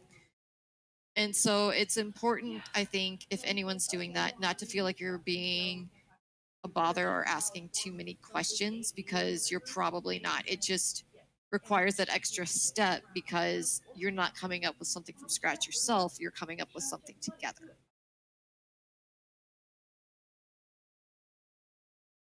So, along the lines of Evelyn, I know from talking to you a lot and all of the questions that you've asked, that you had a lot of insecurities about Evelyn in the creation process and into the playing of her, constantly asking for validation on if you were playing her right. So, I would ask, like, how did you overcome that kind of anxiety, that fear, and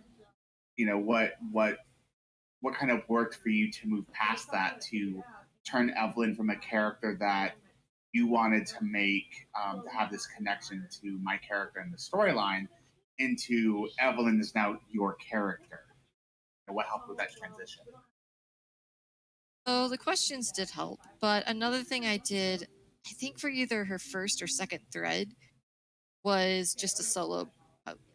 It was a long post for an assignment where even though she had ties to other people, it allowed me to get inside her head without having to worry about if I was doing it right or not. Because at that point, I just needed to know what the character was. I needed to know what she was thinking and feeling because these really horrible things had just happened. And I knew I couldn't keep, going, does this make sense to Evelyn? Does this sound like, something that would make sense for her to, okay, Joy, does this sound like something Evelyn would say or do? Does this feel okay? And just, I think it was the fact that I took small steps on my own just to get a starting run.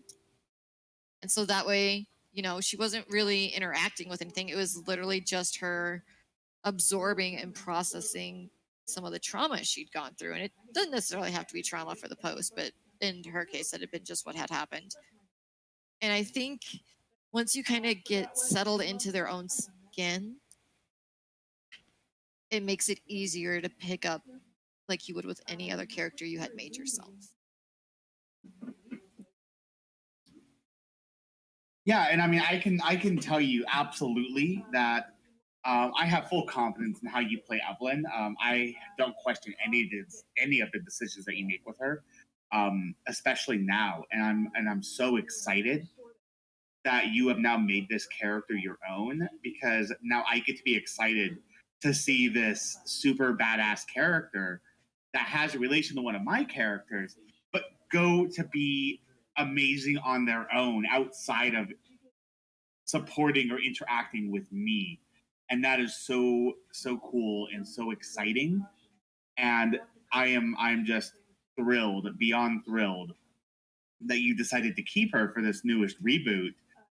So I can see what kind of adventures that she kind of goes into and how she makes the world her own.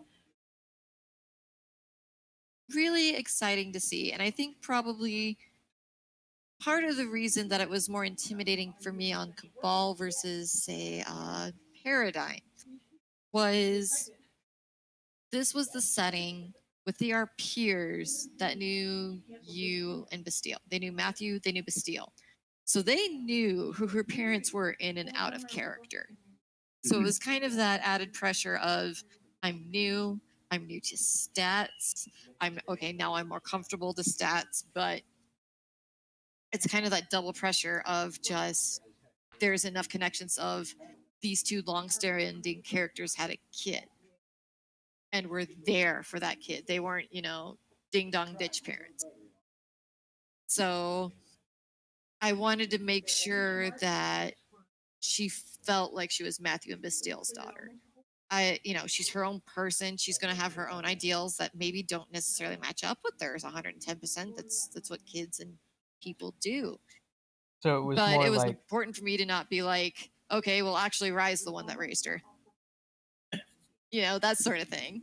it was more like community pressure versus peer-to-peer pressure. Yes.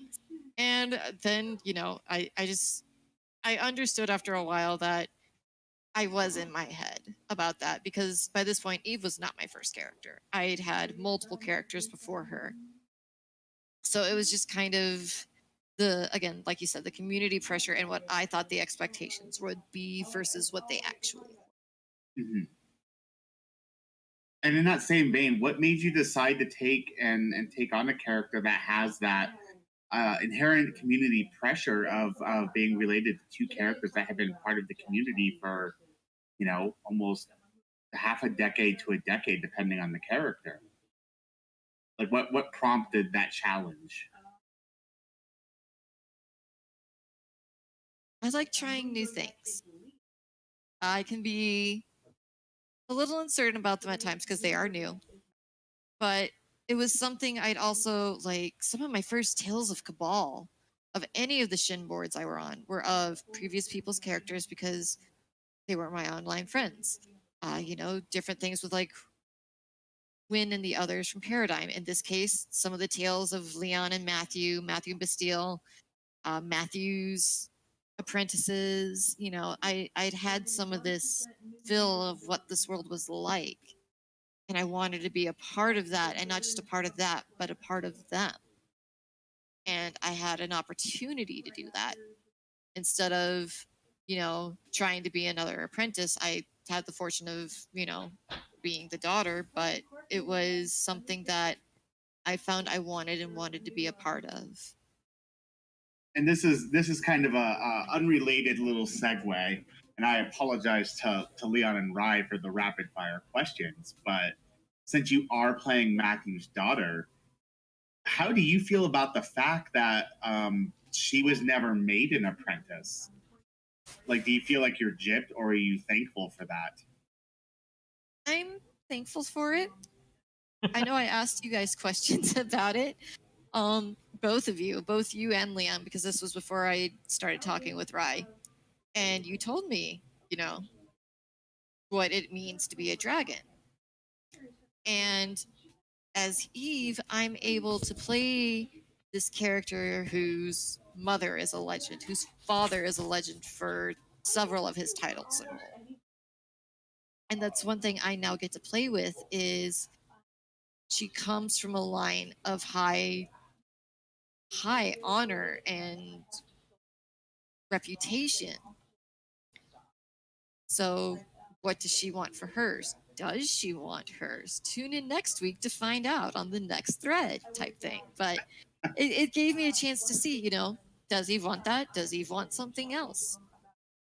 It was something I got to explore and am still kind of exploring. I have an idea now that I've had a time to play her a bit, but by not having that expectancy, it gave me more options to choose from. I mean, I can keep going with questions unless you guys have something. I got like a bajillion. Actually, oh, sorry. No, go Leon, ahead. You got one? Mine can wait. Well, so I was gonna say, like, you mentioned the kind of difficulties that you had in getting into Evelyn mindset. Because you had to prepare yourself for entering a world that was well established and like characters that were well established, and you were just hopping right dead center in the middle of these legends and being like, "Yeah, I'm part of this," and how your difficulties going through that. But from my experience in the stories I heard, because again, like her development happened before I came back. But knowing all that, would you say that Evelyn was the hardest character to ever get in the mindset of, or did you have one that was harder, and why? I would say Evelyn was the most difficult for that reason. I think it's a different type of challenge when you take something like that on. It's one I absolutely do not regret, but I did take more time on her when I was writing up her bio, figuring out her key because it had already been pre-established what the girl's key was. So it became, okay, what can I do with this? And that was probably the biggest struggle, but I'd like to think I made it work. But I think she was my most difficult for it because, again, of the community pressure, whether or not it was actually there. Right. So this is less of a question, but more of a comment. And I just kind of like Ryan had hit this the other day, but I also find it amusing that Evelyn chose not to go the dragon route, or whether or not chose, but wasn't picked for it either way. Like that makes her 3 for 3 out of dragon, the children of the dragons that all has gone. You know what? No, I'm not going to do that. Like so many others have gone. Oh, I want to become a dragon. I want to become a dragon. But the kids of the known kids of dragons have all opted not to take that path, and I find that both amusing and just very interesting. I mean, for me, I'm going to take a generalized view on this one. Yeah, go for it. I think that part is everyone, whether they're a new character or an old character, new player or old player, like some of these legends have shaped the world in this particular setting. And so it's really easy to get caught up in kind of that idealism, maybe whether it's hero worship or I want that kind of power and admiration or any other sort of motivation to want to be like them. but the kids have different views. I'm assuming the third out of 3 is Drake. Yeah, that's what I was thinking of. Yes. Okay, so you take how Drake was raised and what was fed to him about his father. He's not going to want to be like his dad in any way if he can help it. Right. Spike had some interesting times, and yeah, we know how that worked out. And Flying in an airport, yes. yeah, that airport will never be the same. Being used as a 10-year-old assassin and child soldier will do that. Yeah. So I mean, now he's had a chance to be his own person whenever he figures out what that is. And Eve was a little different in that regard because she was raised differently. Matthew and Bastille had a different idea of what they wanted for their kids. But in her Eve case, was raised actually like her parents. Eve's thing was she got to see and know the people behind the legend.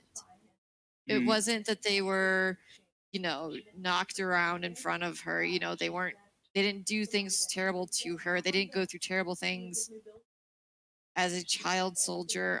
They weren't poisoned against them by a different person or parent. They were the people they grew up with. First and foremost, they were her mom and dad. So, Yeah. okay, maybe she wants to be like them, but no differently than one typically thinks a child would want to be like their parents. And to weigh in a little bit on that, me and Stephanie had talked long before the kids were born in character on how we envisioned Matthew and Bastille raising them. And since both Matthew and Bastille had such terrible childhoods, much akin to the terrible childhoods that Drake and Spike had, they made a very active effort to be the type of parents that they had always wished that they had. We used to joke around a lot about how Matthew and Bastille are like two terrible people, two violent, just horrible people. You should not emulate them.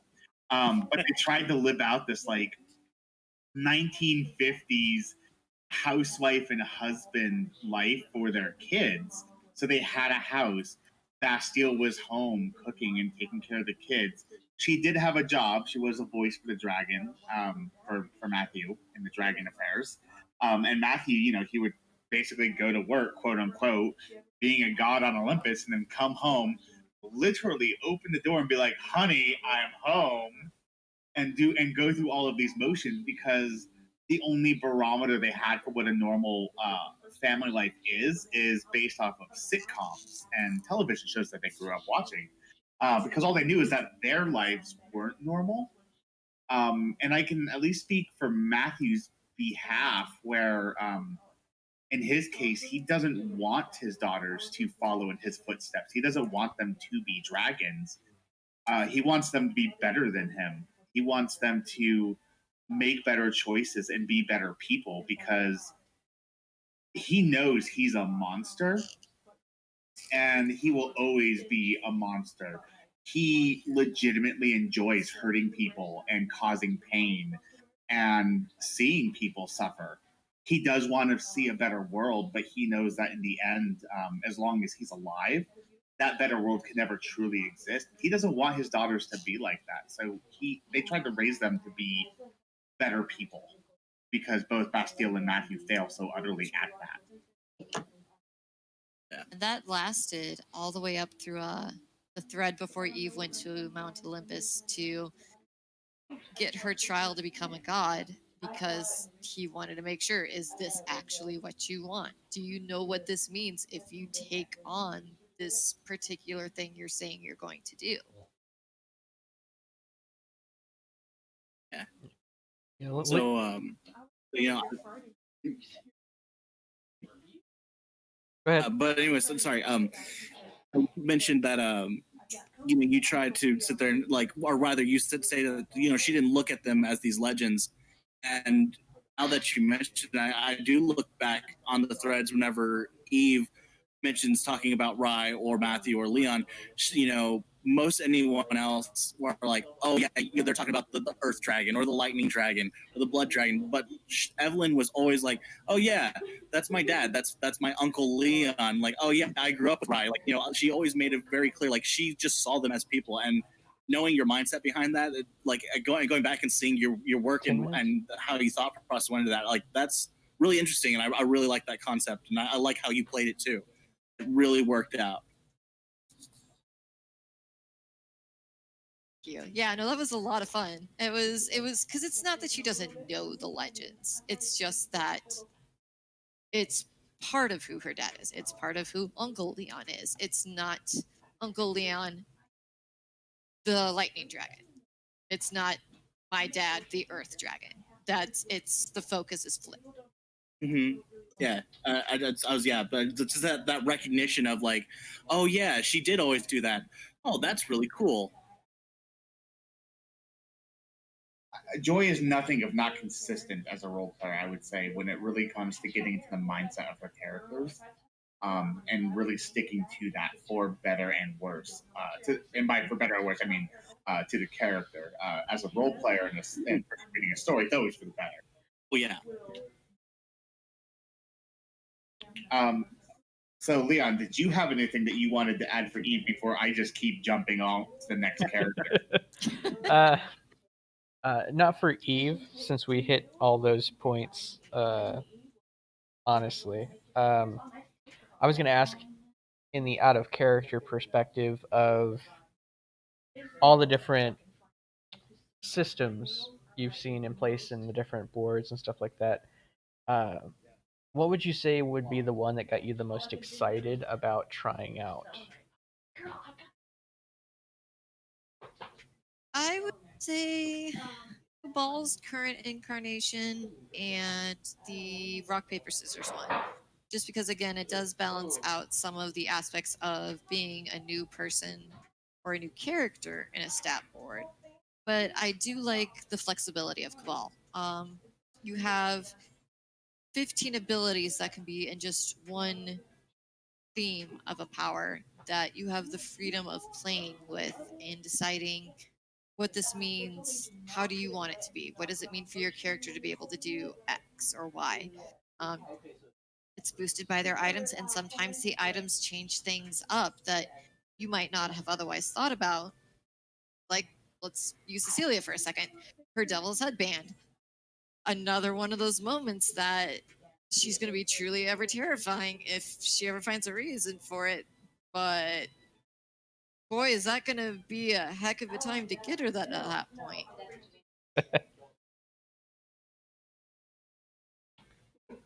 Glenn, you just looking for what systems you want to implement next. I see through you. I'm always looking for a reason to add new systems or update old ones. You know. Well, I mean, I hear that crafting got an update. Did they get another one? Or it's the same one, maybe. Yeah, it's still the same crafting. We're still working the kinks out of that one. Gotcha. Still a little sad though. Forever have lost Preston's max crafting. Oh, Rip Preston. You P bastard. So I'm gonna just hijack this and jump right back to another character. I think we need, since we talked about Celia, I think we need to talk about her polar opposite, Rosalind. We have on one hand Celia, the perfect lady. You know, women are seen, not heard. A man's place is the head. I don't have a violent bone in my body. And again, just perfect lady, polite, manners, graceful, chaste. And then you have Rosalind, a little pirate hooker. Both not just a hooker for pirates, but also a pirate who sometimes hooks, as need be to get by in her life. What is it like then? Again, where kind of in the opposite vein of Celia, of playing this damselly character. What was it like for you to play this character that was very in control of her sexuality, weaponizes it, and is just confident in every single decision that she makes? We talked about Celia and Bailey being shy and not confident, and even Allie, needing to work into this confidence with the political spectrum. Roz is confident in every aspect of her life and every decision she makes. Like, what's that like? And what was the mindset to make you want to make this character? I knew what that was like. No. Roz. I'm trying to think of what even made me want to set Roz up the way I did. I can't remember if it was because I wanted to play a pirate or what. Dark. But I knew one of my favorite tropes in the entire world is the femme fatale. So I knew I wanted to add that aspect to her. Her background to go for it came later. But Roz is probably my most confident character from the moment I wrote her first post. And I think it was a sense of knowing in a factual way what she had been through up to that point to make her that way. Helped me understand what kind of decisions she would make or what she would favor when making her decisions. And also her just not giving a crap what anyone thought about her. It made her very confident, very sure of herself and in her own skin. She knew she was a looker and she'd used it plenty of times in the past to get what she wanted. No qualms about it. And that carried over into everything that I wrote about her. It carried over into dialogue. It carried into the fact that she casually flirted with her partner, who was like social class the exact opposite. They should have hated each other. It made it easy for her to do things like walk up and people would assume she was in charge, or grab everyone's attention if she walked into a bar. And I think that basically boiled down to knowing her better than any of my other characters that I'd really gotten a feel for them before I started playing them. And since she was so confident, I knew that she would let me know if I was about to type something that she did not agree with. There would be that gut instinct of, no, that's not wrong. And I've only ever had that once. And so I changed it. And then once I changed it, I finished the post. I posted it. I've never quite had it that easy, but I think it honestly came down to knowing XYZ happened, and here's how she feels about it. Not just X happened, Y happened, Z happened, but these are the things that shaped her the most. And I think she was the first character I'd had where I thought, and how does she feel about that? If she were to sit down in front of me and we were to have ourselves a little chat, what would she tell me about how she feels about this and what she thinks about it?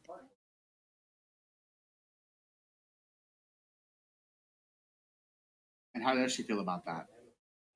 I mean, she gets a really good price if she's going to do the thing and she's good at what she does. Fair enough. I mean, she got Leon's attention real fast. And Spike's. Yeah, she did. Like a bingo book. Yeah, everyone's got a bucket list. I did like every time you made a character that you were down for all of the weird shenanigans, that I was like, oh, you're making a character like this? Well, what about this? And I just throw something out there that I wanted to introduce into the world, and you were like, yeah, sure. It's a lot of fun. I like the challenge, and I like learning more about the world. I.e., we go back to Bailey. Yeah, right. Bailey was me not being confident enough in my character at first when I had so many shiny things in front of me. Lore hungry is what Bailey was. Yes, she was very thirsty for lore. And at that point, it happened after, that was unfortunately right before in that same thread where she got a backbone of just wanting her cake and eating it too. And also their cake and their cake and their cake. And oh, that's really pretty. Can I take that too? But she had gotten better over threads without that. But I think that was probably the one thing of just, I didn't know my character well enough. And I personally was very interested in the world. And so that kind of collided. And when that happened, it was like, okay, I've got this list of things. I need to pick one, finish it. And if that means that some of the other things on the list either are no longer an option because I took too long, or someone else has picked up where I left off, that's not the one I chose. That basically frees it up for anyone else. And so that's kind of what I took from it, was like, okay, I have Bailey's hands in literally all of the pies. Which one is she actually going to take? So this is actually good. That was one of the things that Leon, like, because again, Bailey kind of like simmered out just about the same time I entered in. And I remember just Leon sitting there, just so many days I'd sit there, walk by Leon. He's like, just do it, just do the thing, one more step, please. I'm like, what's going on? He's like, she keeps getting right up to the line. And I'm like, just one more question, she's asking a different question that is unlocked a whole different thing. And he's like, he's just sitting there. He's like, like holding up the book of stuff. He's like, this right here, I can tell you how many times that all she had to do, she could figure it out if she just this or went here or asked this, but instead she saw something shiny and went down a completely different path. Almost that point, and then she would ask another question, and he was getting so frustrated, and it was so hilarious to me. I thought it was fantastic. I mean, that I'm glad I really could is provide- on Leon for putting too many things in front of her at once. That's your own fault. Oh no, I completely understand that. It was a game I was playing with myself. Basically, it's like, okay, I'm gonna give her 3 things, see which one she chooses, and then she would choose one. She'd go to the end of it, and then I would mention the other 2 things near the end of it to see if she would get distracted enough to go and abandon current path and choose the other 2 paths. However, it would backfire because she would choose a third path that I hadn't planned on introducing yet. So I'd have to grab another book and be like, did I write notes for this? It's like herding cats, only it's one person. Yeah. And the other problem with Leon is like he admits this a lot, is that there's so much that has gone, like, since he created the board, there's so much that has gone unexplored, that Bailey was sitting there dusting these things, and he was like, get super excited to be like, are we finally going to learn about this thing that I had 7 years ago that nobody ever looked into? And then like she would start looking into it and then like discover another thing. And so he was getting like really excited that she was looking into these things, but then also getting really upset because she wasn't finishing the looking into these things. Listen, I'm just going to take like, the you know- entire candy store. We'll be okay. Like he just said, he just kind of kept getting excited because she kept finding all these new things to look into, and he kept getting really excited about it. But then he'd also, like, shoot himself in the foot because he'd also keep throwing more in front of you to keep leading you further and further away from solving it. And that's why we're all glad at the end of the day that she has Blake, because Blake will just look at her and she'll understand it's the look of no. He is very good at grounding things. He is a very focused person. So I want to step away from the Shinverse for a second, and go to the MMO RPs. And I'm just curious, has your time in forums, has that prepared you and helped you with your experiences RPing in an MMO with this more live action kind of feel to it, but with the pauses as you also actually physically position the characters and emote, as opposed to just using your words? Like, how do you feel adapting to this new medium where you're using your words but also a physical character model? And I ask because I believe my viewer is from only the MMO RP. Hi, Yahin. Hi, Yahin. So I would, I would say I enjoy it. I would say that on boards we use playbys. They're not exact carbon copies of what we think our characters look, but they're fairly accurate portrayals as much as one can be, whether anime or real life. That's how I feel our character models are in the game. I've had combat writing experience, so I feel like I know, once I know like what the ability is in game, how to write combat with it. Is this a jump if I were a dragoon, or is my bard about to get a little plucky? What's going on with that? I think that definitely did help me prepare for it. I think it would also work vice versa Mhm. because you physically would be able, I think, to see the character in your mind as you're working out the post. And literally, the only downside to going forum to MMO first was remembering that MMO chat boxes have a character limit. But 14 is also good enough that even if I condense what I'm writing down, people wait for you to say you're done. Let me assure you, forum posts also have a word count character limit. They do. Oh, they do. And thankfully, it is not the 12 pages in MS Word that I had to do for one post in an RP before. Ugh, But I was also doing about as many characters, so each character was about a page. gross. Real time. Yeah, the last time I did MMORP was 2006. It was a browser MMO called Sherwood, and Oh my goodness.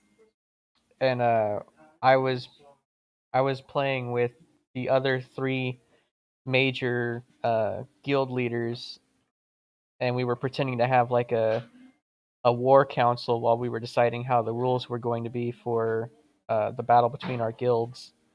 And people who were just nearby were like, "Are you guys role playing?" And I was like, "Well, I guess yeah, technically yes." And then so everybody started calling us by character names instead of our usernames. Nice. So we just stayed with it, and that's how the RP for that went. But it was a lot of fun. I'd go back to it if I could. Just gotta find a group that's actually down to do it. Hmm. And would you say that in your experiences that there's a major difference between the communities and the themes and the type of RP in a forum roleplay as opposed to the MMO roleplay? I would say that for one, if people are down to RP in the MMO, some are just passing by. Some have servers entirely dedicated to it. They want to RP, and they might be a little more cliquish in MMOs because you have your guilds or free companies or whatever you wish to call them, depending on the game you're playing. At the end of the day, they want to roleplay. At the end of the day, we're on this board and we want to roleplay. Is the board or guild an established community already? Yes. But if they weren't interested in new people, then you'd know. It would be very obvious. Forums I have actually seen put not accepting new characters or not accepting characters of X type. In MMOs, it's not open for recruitment. So people do want it. We are all very thirsty for RP. But I definitely can agree that regardless of your media, it can be a little intimidating if you're the new person in an already established community.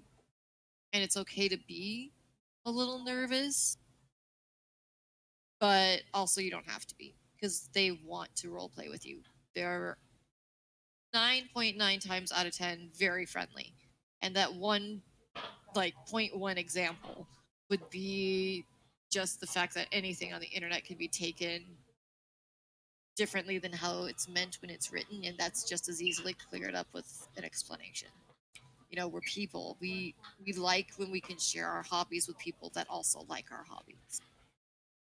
And would you say that that would be your overall advice to any role player, regardless of medium, that is joining an already established community?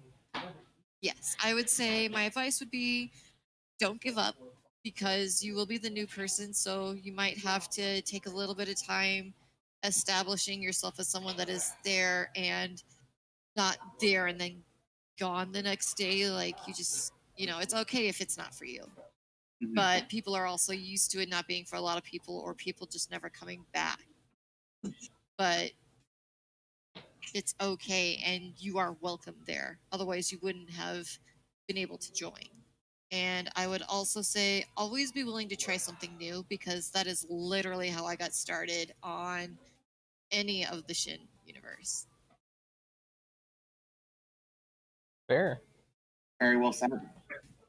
On a personal note, because I am a current admin of things going around, as the player with the most uh, bloodlines and special, things like symbiotes and stuff like that, which one would you say is your favorite uh, lore bit that you've gotten involved with? Would it be bloodlines, symbiotes, the experiments, or what's up? Uh, and I would say that Bloodlines is cool in a way that characters or role players that might not typically have characters together suddenly have a tie. They suddenly have a tie of, even if it is several generations removed, they share a bloodline. Even if it's not a carbon copy, word for word, what each other's power is, there's someone else out there in the world that understands what they're going through. Symbiotes. Oh my gosh, let me tell you, the minute one of my characters either retires or dies, I'm bringing Ross back because I like the idea of just something so unexplored in the world. This other sentient being that's basically hitching a ride on your body as you enter a willing agreement. And they each have their own, like, what led them to become sentient instead of just dying, or whatever else brought them into that character's life. Like, it's already a very rarely known thing in the world from what I remember us talking about. They're not common. And yet And you have two of them. Tomato, but it's. I'm also the only one with two. I'm also the only one who has any. So it's True. it's something I want to explore more because it's new and it opens up so much that we could look into. And the experiments are something that are very core to the setting of the world, especially for older players, but newer players can still deal with them. They can still interact with them, still play them or be affected by them. And so I think that's also a way to pull in new players if you as a GM wanted to say do an arc around that. It's something that they can even if they personally don't have ties, someone they know is going to have been affected by them in some way because of the world's history. And so I think that's a good thing that new players would also be able to partake in. But which is your favorite?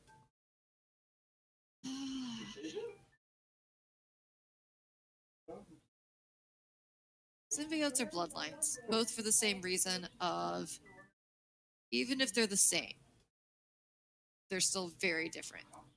Taken point, Joy, Pride, and Bailey. They all have the same bloodline. Pride and Joy are twins. But that Chaos bloodline still is shaped and evolves differently for each of them.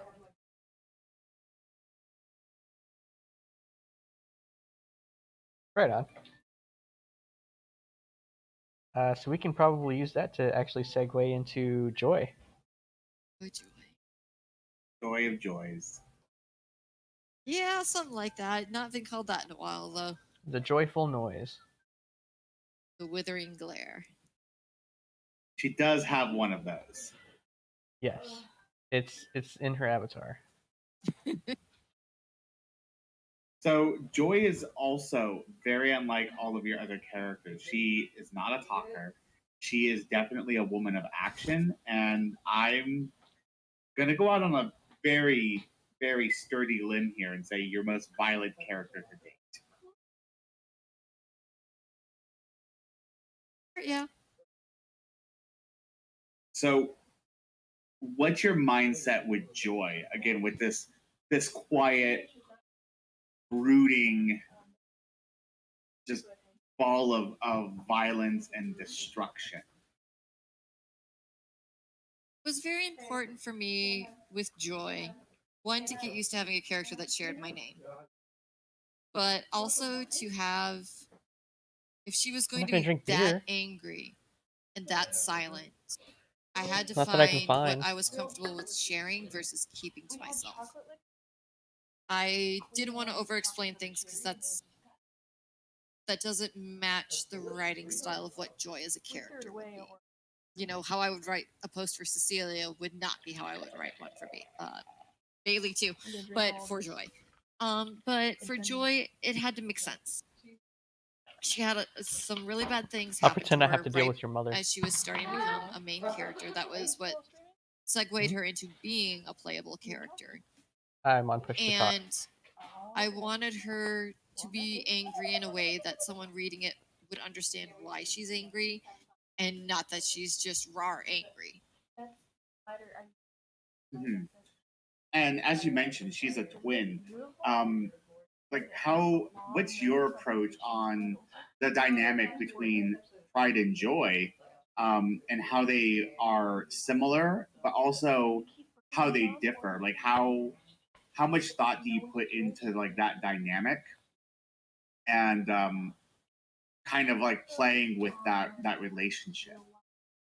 Especially since Pride and Joy are characters of the same age and time of existing on the board, as opposed to your other character with ties to another, which was a long-standing character. Exactly. So in that case, they're twins. They're not clones. And even then, clones still develop differently if you put them in different situations. But with twins, she had her own focus where Pride had his own. You know, they had things that they focused on, things that they liked that were different. You know, Joy's favorite weather could be one thing, while Pride's is another. And it was important for me to show that they would always have each other's backs if that's what the characters did, without them being carbon copies. Just because you're a twin, they're the other side of a coin. They're not your reflection, I think would be a way I would put it. So in this case, they help balance and stabilize each other, especially with each of them having, you know, Joy's anger being egged on by her key and the monster involved with it versus Pride's chaos. They help bring balance to each other, and I think that reflects how they were as a family as well as how they are as twins.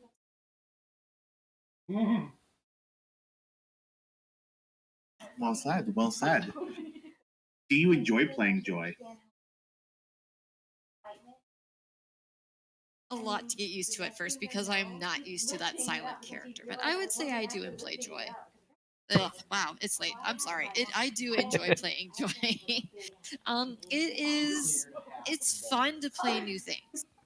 It is fun to find ways to portray what Joy is thinking and feeling, in her case with minimal words, but still be able to get across what's going on to anyone reading her post.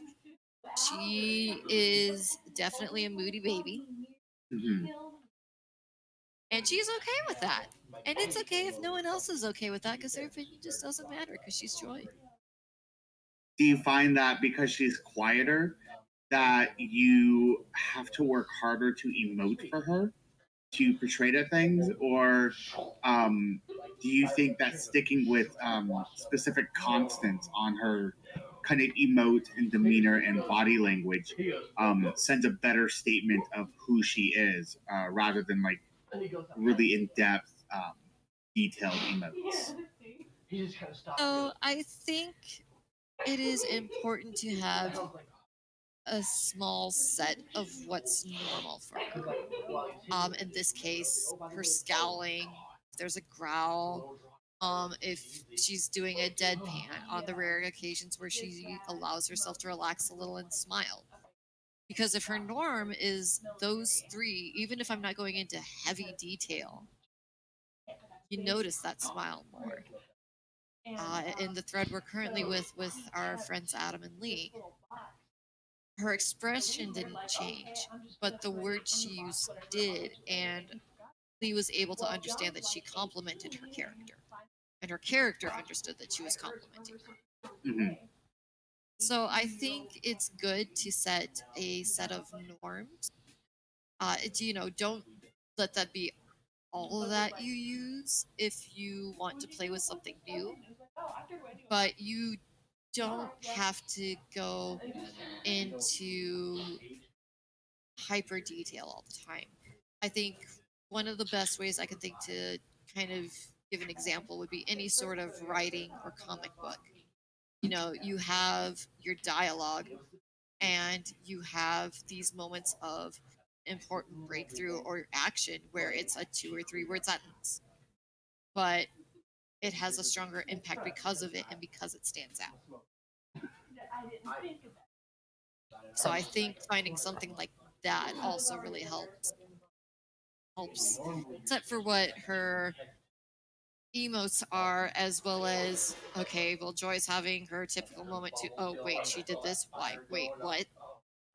You pay attention more, like what's going on. Mhm. So we need to move into final questions.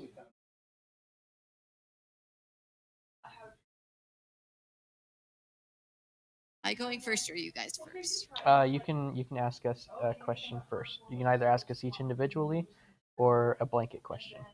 Blanket question it is. Which is my favorite character of yours and why? You can answer as a player, as a reader, or as a GM.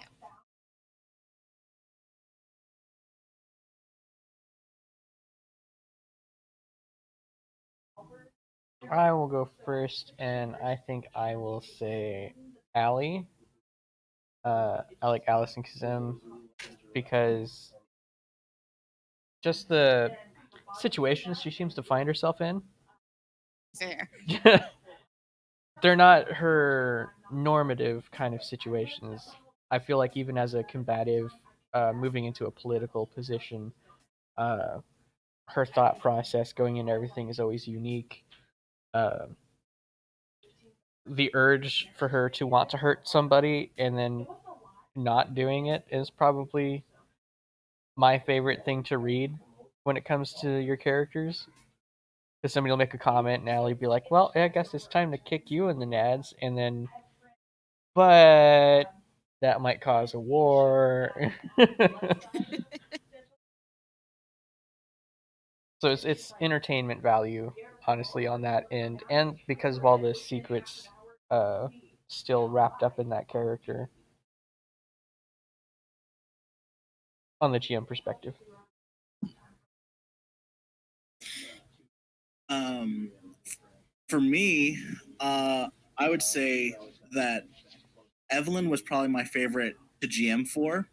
Like I just like whenever I had the cousins of the Thor and Loki's children interacting with Evelyn, I loved how she reacted to them. Like it's just I like her concept. Like we were going over before. This daughter of a dragon who is going out and blazing her own trail without doing it in spite of her father. Like she's doing it to make him proud. And I really enjoy her concept. I really enjoy how you play her. Character wise, I would have to say Rosalind, because Drake. Whenever Drake met Rosalind, it was expecting everyone else Drake had met up to that point has been super judgy about him, had oh this that or the other, and Roz was like, That's fair. and he just That's fair. blew him away, and I loved that thread between the two of them where they just kind of had this well, you're cool, you're kind of cool too. Well, all right then, and it was just one of the most casual threads I ever had with Drake. It was one of the first casual threads I had with Drake, and I loved it. I like that one hands down was definitely my favorite character interaction for Drake in the beginning. You know how to love? So for me, I would say I have no preference as a GM. From the Cabal Shiniverse, I'm gonna say Celia. Celia is so unique, not just on Cabal, but on 552, 259, Chula Vista, all of them. Like there's really not another character that's like Celia. Even the other like non-combative kind of damselly characters that did pop up from time to time. I would say, for lack of a better term of putting it, the role players all lacked commitment to the bit. Sooner or later, within I would say a month or two, they would always find that inner strength and stand up on their own 2 feet and throw that punch or something of that nature. You have really committed to the bit and to the trope for Celia and found a different way to give her strength and agency without ever crossing that line and taking the easy way of like, you know what? I do have superpowers and I am strong. And I commend you for that. That is so refreshing that because really in like 259 Cabal, it's a severe handicap. You are essentially playing with your hands tied behind your back. And I just love that you've committed to that. It's so exciting. Outside of like Cabal and stuff, I'm gonna say Rebecca. Because Rebecca really did feel like an angsty teenage girl, and not like in an overly dramatic way, but like I feel like I could have gone to high school with Rebecca. The things that she was judgy about and the way that she was judgy was very human. Her insecurities and the ways that she kind of like played off those insecurities or her self-defensive mechanisms when it comes to either her body, her looks, her her own personality and like fear of like rejection romantically. And then just adding in like the parent drama, I'm not who you want me to be. I'm my own person. Like, why can't you see that, Dad, and accept me for me? And just seeing her thrust in in her pod or dorm with just super preppy people that would just force her into these extroverted situations when normally she would just want to hide up in her room. I really felt like her growth was so organic and was just something that I would see in real life or in like a movie or television show with professional writers, like that kind of character growth and arc. So I've always loved Rebecca for that reason, and Celia for just the commitment that you have to her. Well said. So there's actually one other character that I thought about that I liked in a different way. Rather, I liked them because of how much I disliked them because they were just annoying to my characters, not to me. To my characters, they did not enjoy her, and that would be Tiny Tina. She cracked me up all the time. I like that's what I would say. Like me as a person, I enjoyed every thread I ever read Tina in. Like the way you played her was she's even as an NPC, like she cracks me up. Like she's just so different in a different way, and she doesn't care, and it's great. She definitely marches to the beat of her own drum. She's definitely Punk's daughter. Well, for sure. All right. Final questions on our end. Who wants to go first?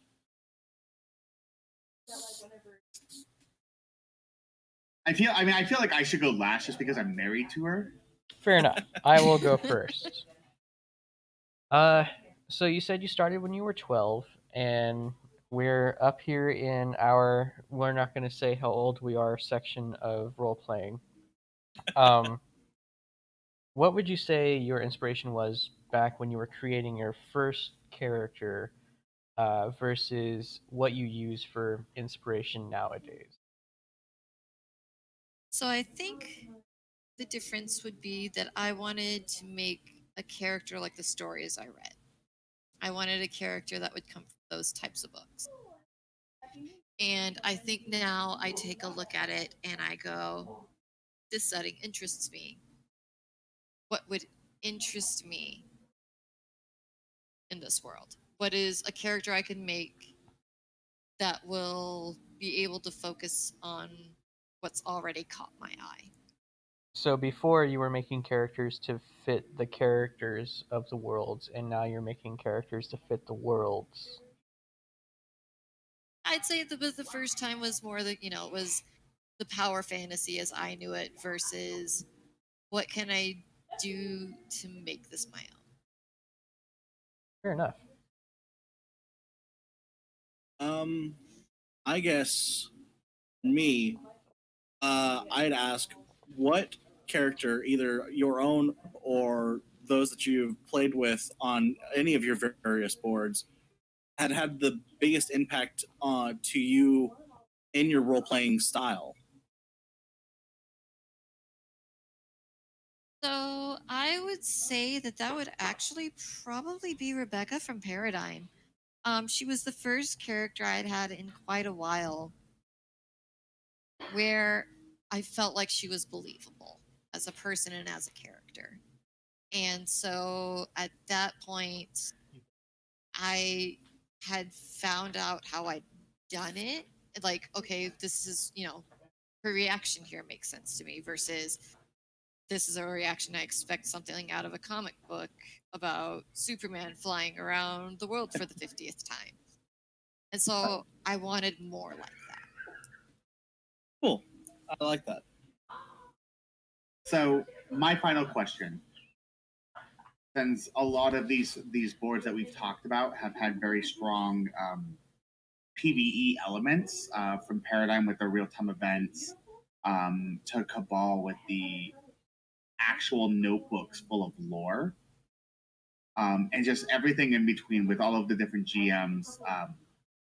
I would ask, what do you enjoy most seeing GMs do, and what drives you up the wall that you see them do? What drives me up the wall is railroading. Sometimes it happens because it has to happen. But I think there's a distinct difference in this is where the story is going versus being able to see what the character and the player want to focus on and explore and experience, but you're still determined to take a left at Albuquerque. And probably that also reflects part of my favorite thing is seeing what a GM is willing and able to help you achieve to make your character and their story and the stories that they're already involved in enjoyable but also really impactful to the characters so that you keep having fun as a role.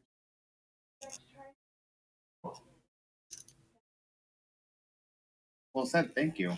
Yeah, dig that. So I don't have any questions from chat.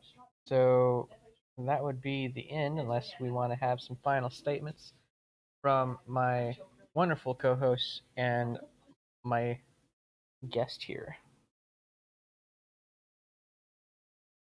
Well, shout out from my chat. Yahin says hello, Happy New Year's, and that you have fantastic presents, Joy. Thanks, Yahin.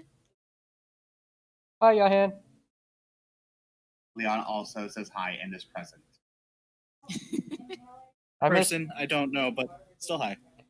just hanging out with you in the workshop. Biggs is also here. So I guess for final statements, then I would just say again, since I'm married to you and I actually met you on a role play board, that I'm very thankful that I've had the opportunity to get to know you, to watch you grow as a writer, as a person, and as characters. And I can honestly say that having you as and seeing like the fantastic in-depth characters and characterization that you do pushes me to strive to be a better writer, and that you do inspire me to do that. I would agree with that. Like, you talked about coming onto this board and into this world, like, not really knowing as much. And even when I came back, you still like had questions, you weren't sure about things, but never once did I ever feel like you were uncomfortable in this world, despite the fact like you were still learning. And like, man, you've pulled some impressive stuff to the point where I'm like I turned to Leon, I was like, oh, I wish I thought about that. That's awesome. Like you said, like you've done some pretty inspiring things, not just in character, but out of character in your writing. And like also just in personal life, I've been able to reach out to you with stuff, and You've always been there, and I really appreciate that. You're just a really awesome person, and I really appreciate having gotten an opportunity to get to know you. Yeah.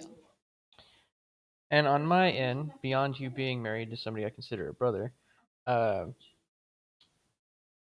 I would consider you one of my favorite writers. Like books, comics, manga, individual writers, you are above and beyond one of my tops. Even within the 16 years that I've been doing role play on these forums and having my favorites and just people to hang out with and talk to, uh, you definitely you don't inspire me to want to be a better writer, but you inspire me to want to write a better story because I want the world to react to your characters the same way your characters react to the world. Sweet, thank you. And I would have to say that you guys all do an amazing job, both with your characters and as what you're putting in for GMs. Like you guys are putting in hard work to make this world something that we can all be a part of. And I'm glad to have gotten a chance to get to know you all and to be able to share in this together. No, I mean, thank you. And, I think that this would be a perfect time for you to plug something that you're working on or would like people to know about, since you've taken the time to be just grilled by us for the last 2.5 hours. Yes, tell us what's going on in the world of Joy. So what's going on in the world of Joy is my current project is going to soon start having streams from 1 to 3 p.m. Pacific time on Thursdays. It is called The Heart of the Land, and it is a work in progress, but I'm at the art stage now of a sort of dark fantasy fairy tale story that I've had brewing in my brain for a good 10 years or so. And I'm finally at the stage where I can start putting art to paper and getting the concepts and some of the storyboarding out. So if you pop in on those times on my Twitch channel, you will most likely get to see some work in action. Wow, that is super interesting, and I have never heard of that before. What would you say your Twitch channel would be so I can tune in on 3 on Thursdays? So you can catch me at Muse of Doom here on Twitch. That is my current handle, as well as on DeviantArt, is museofdoom.deviantart.com.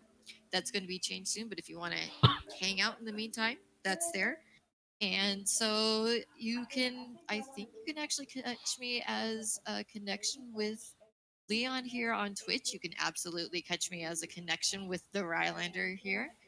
And it's going to be really interesting. I don't have a dedicated URL just yet.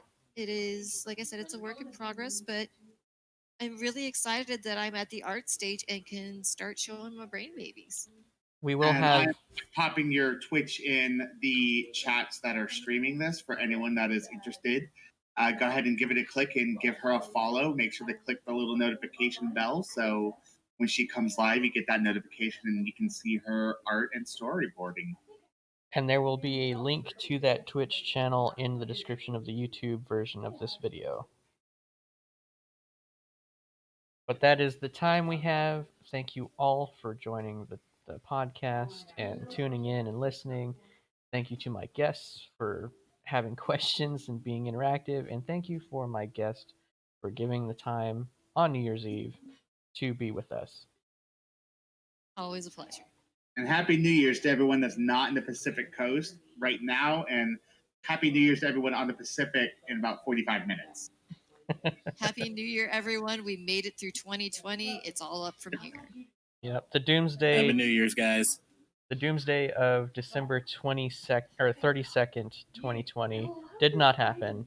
We can move on. Thank goodness. Thank goodness. That's it. Thank you for tuning in. We'll see you next time.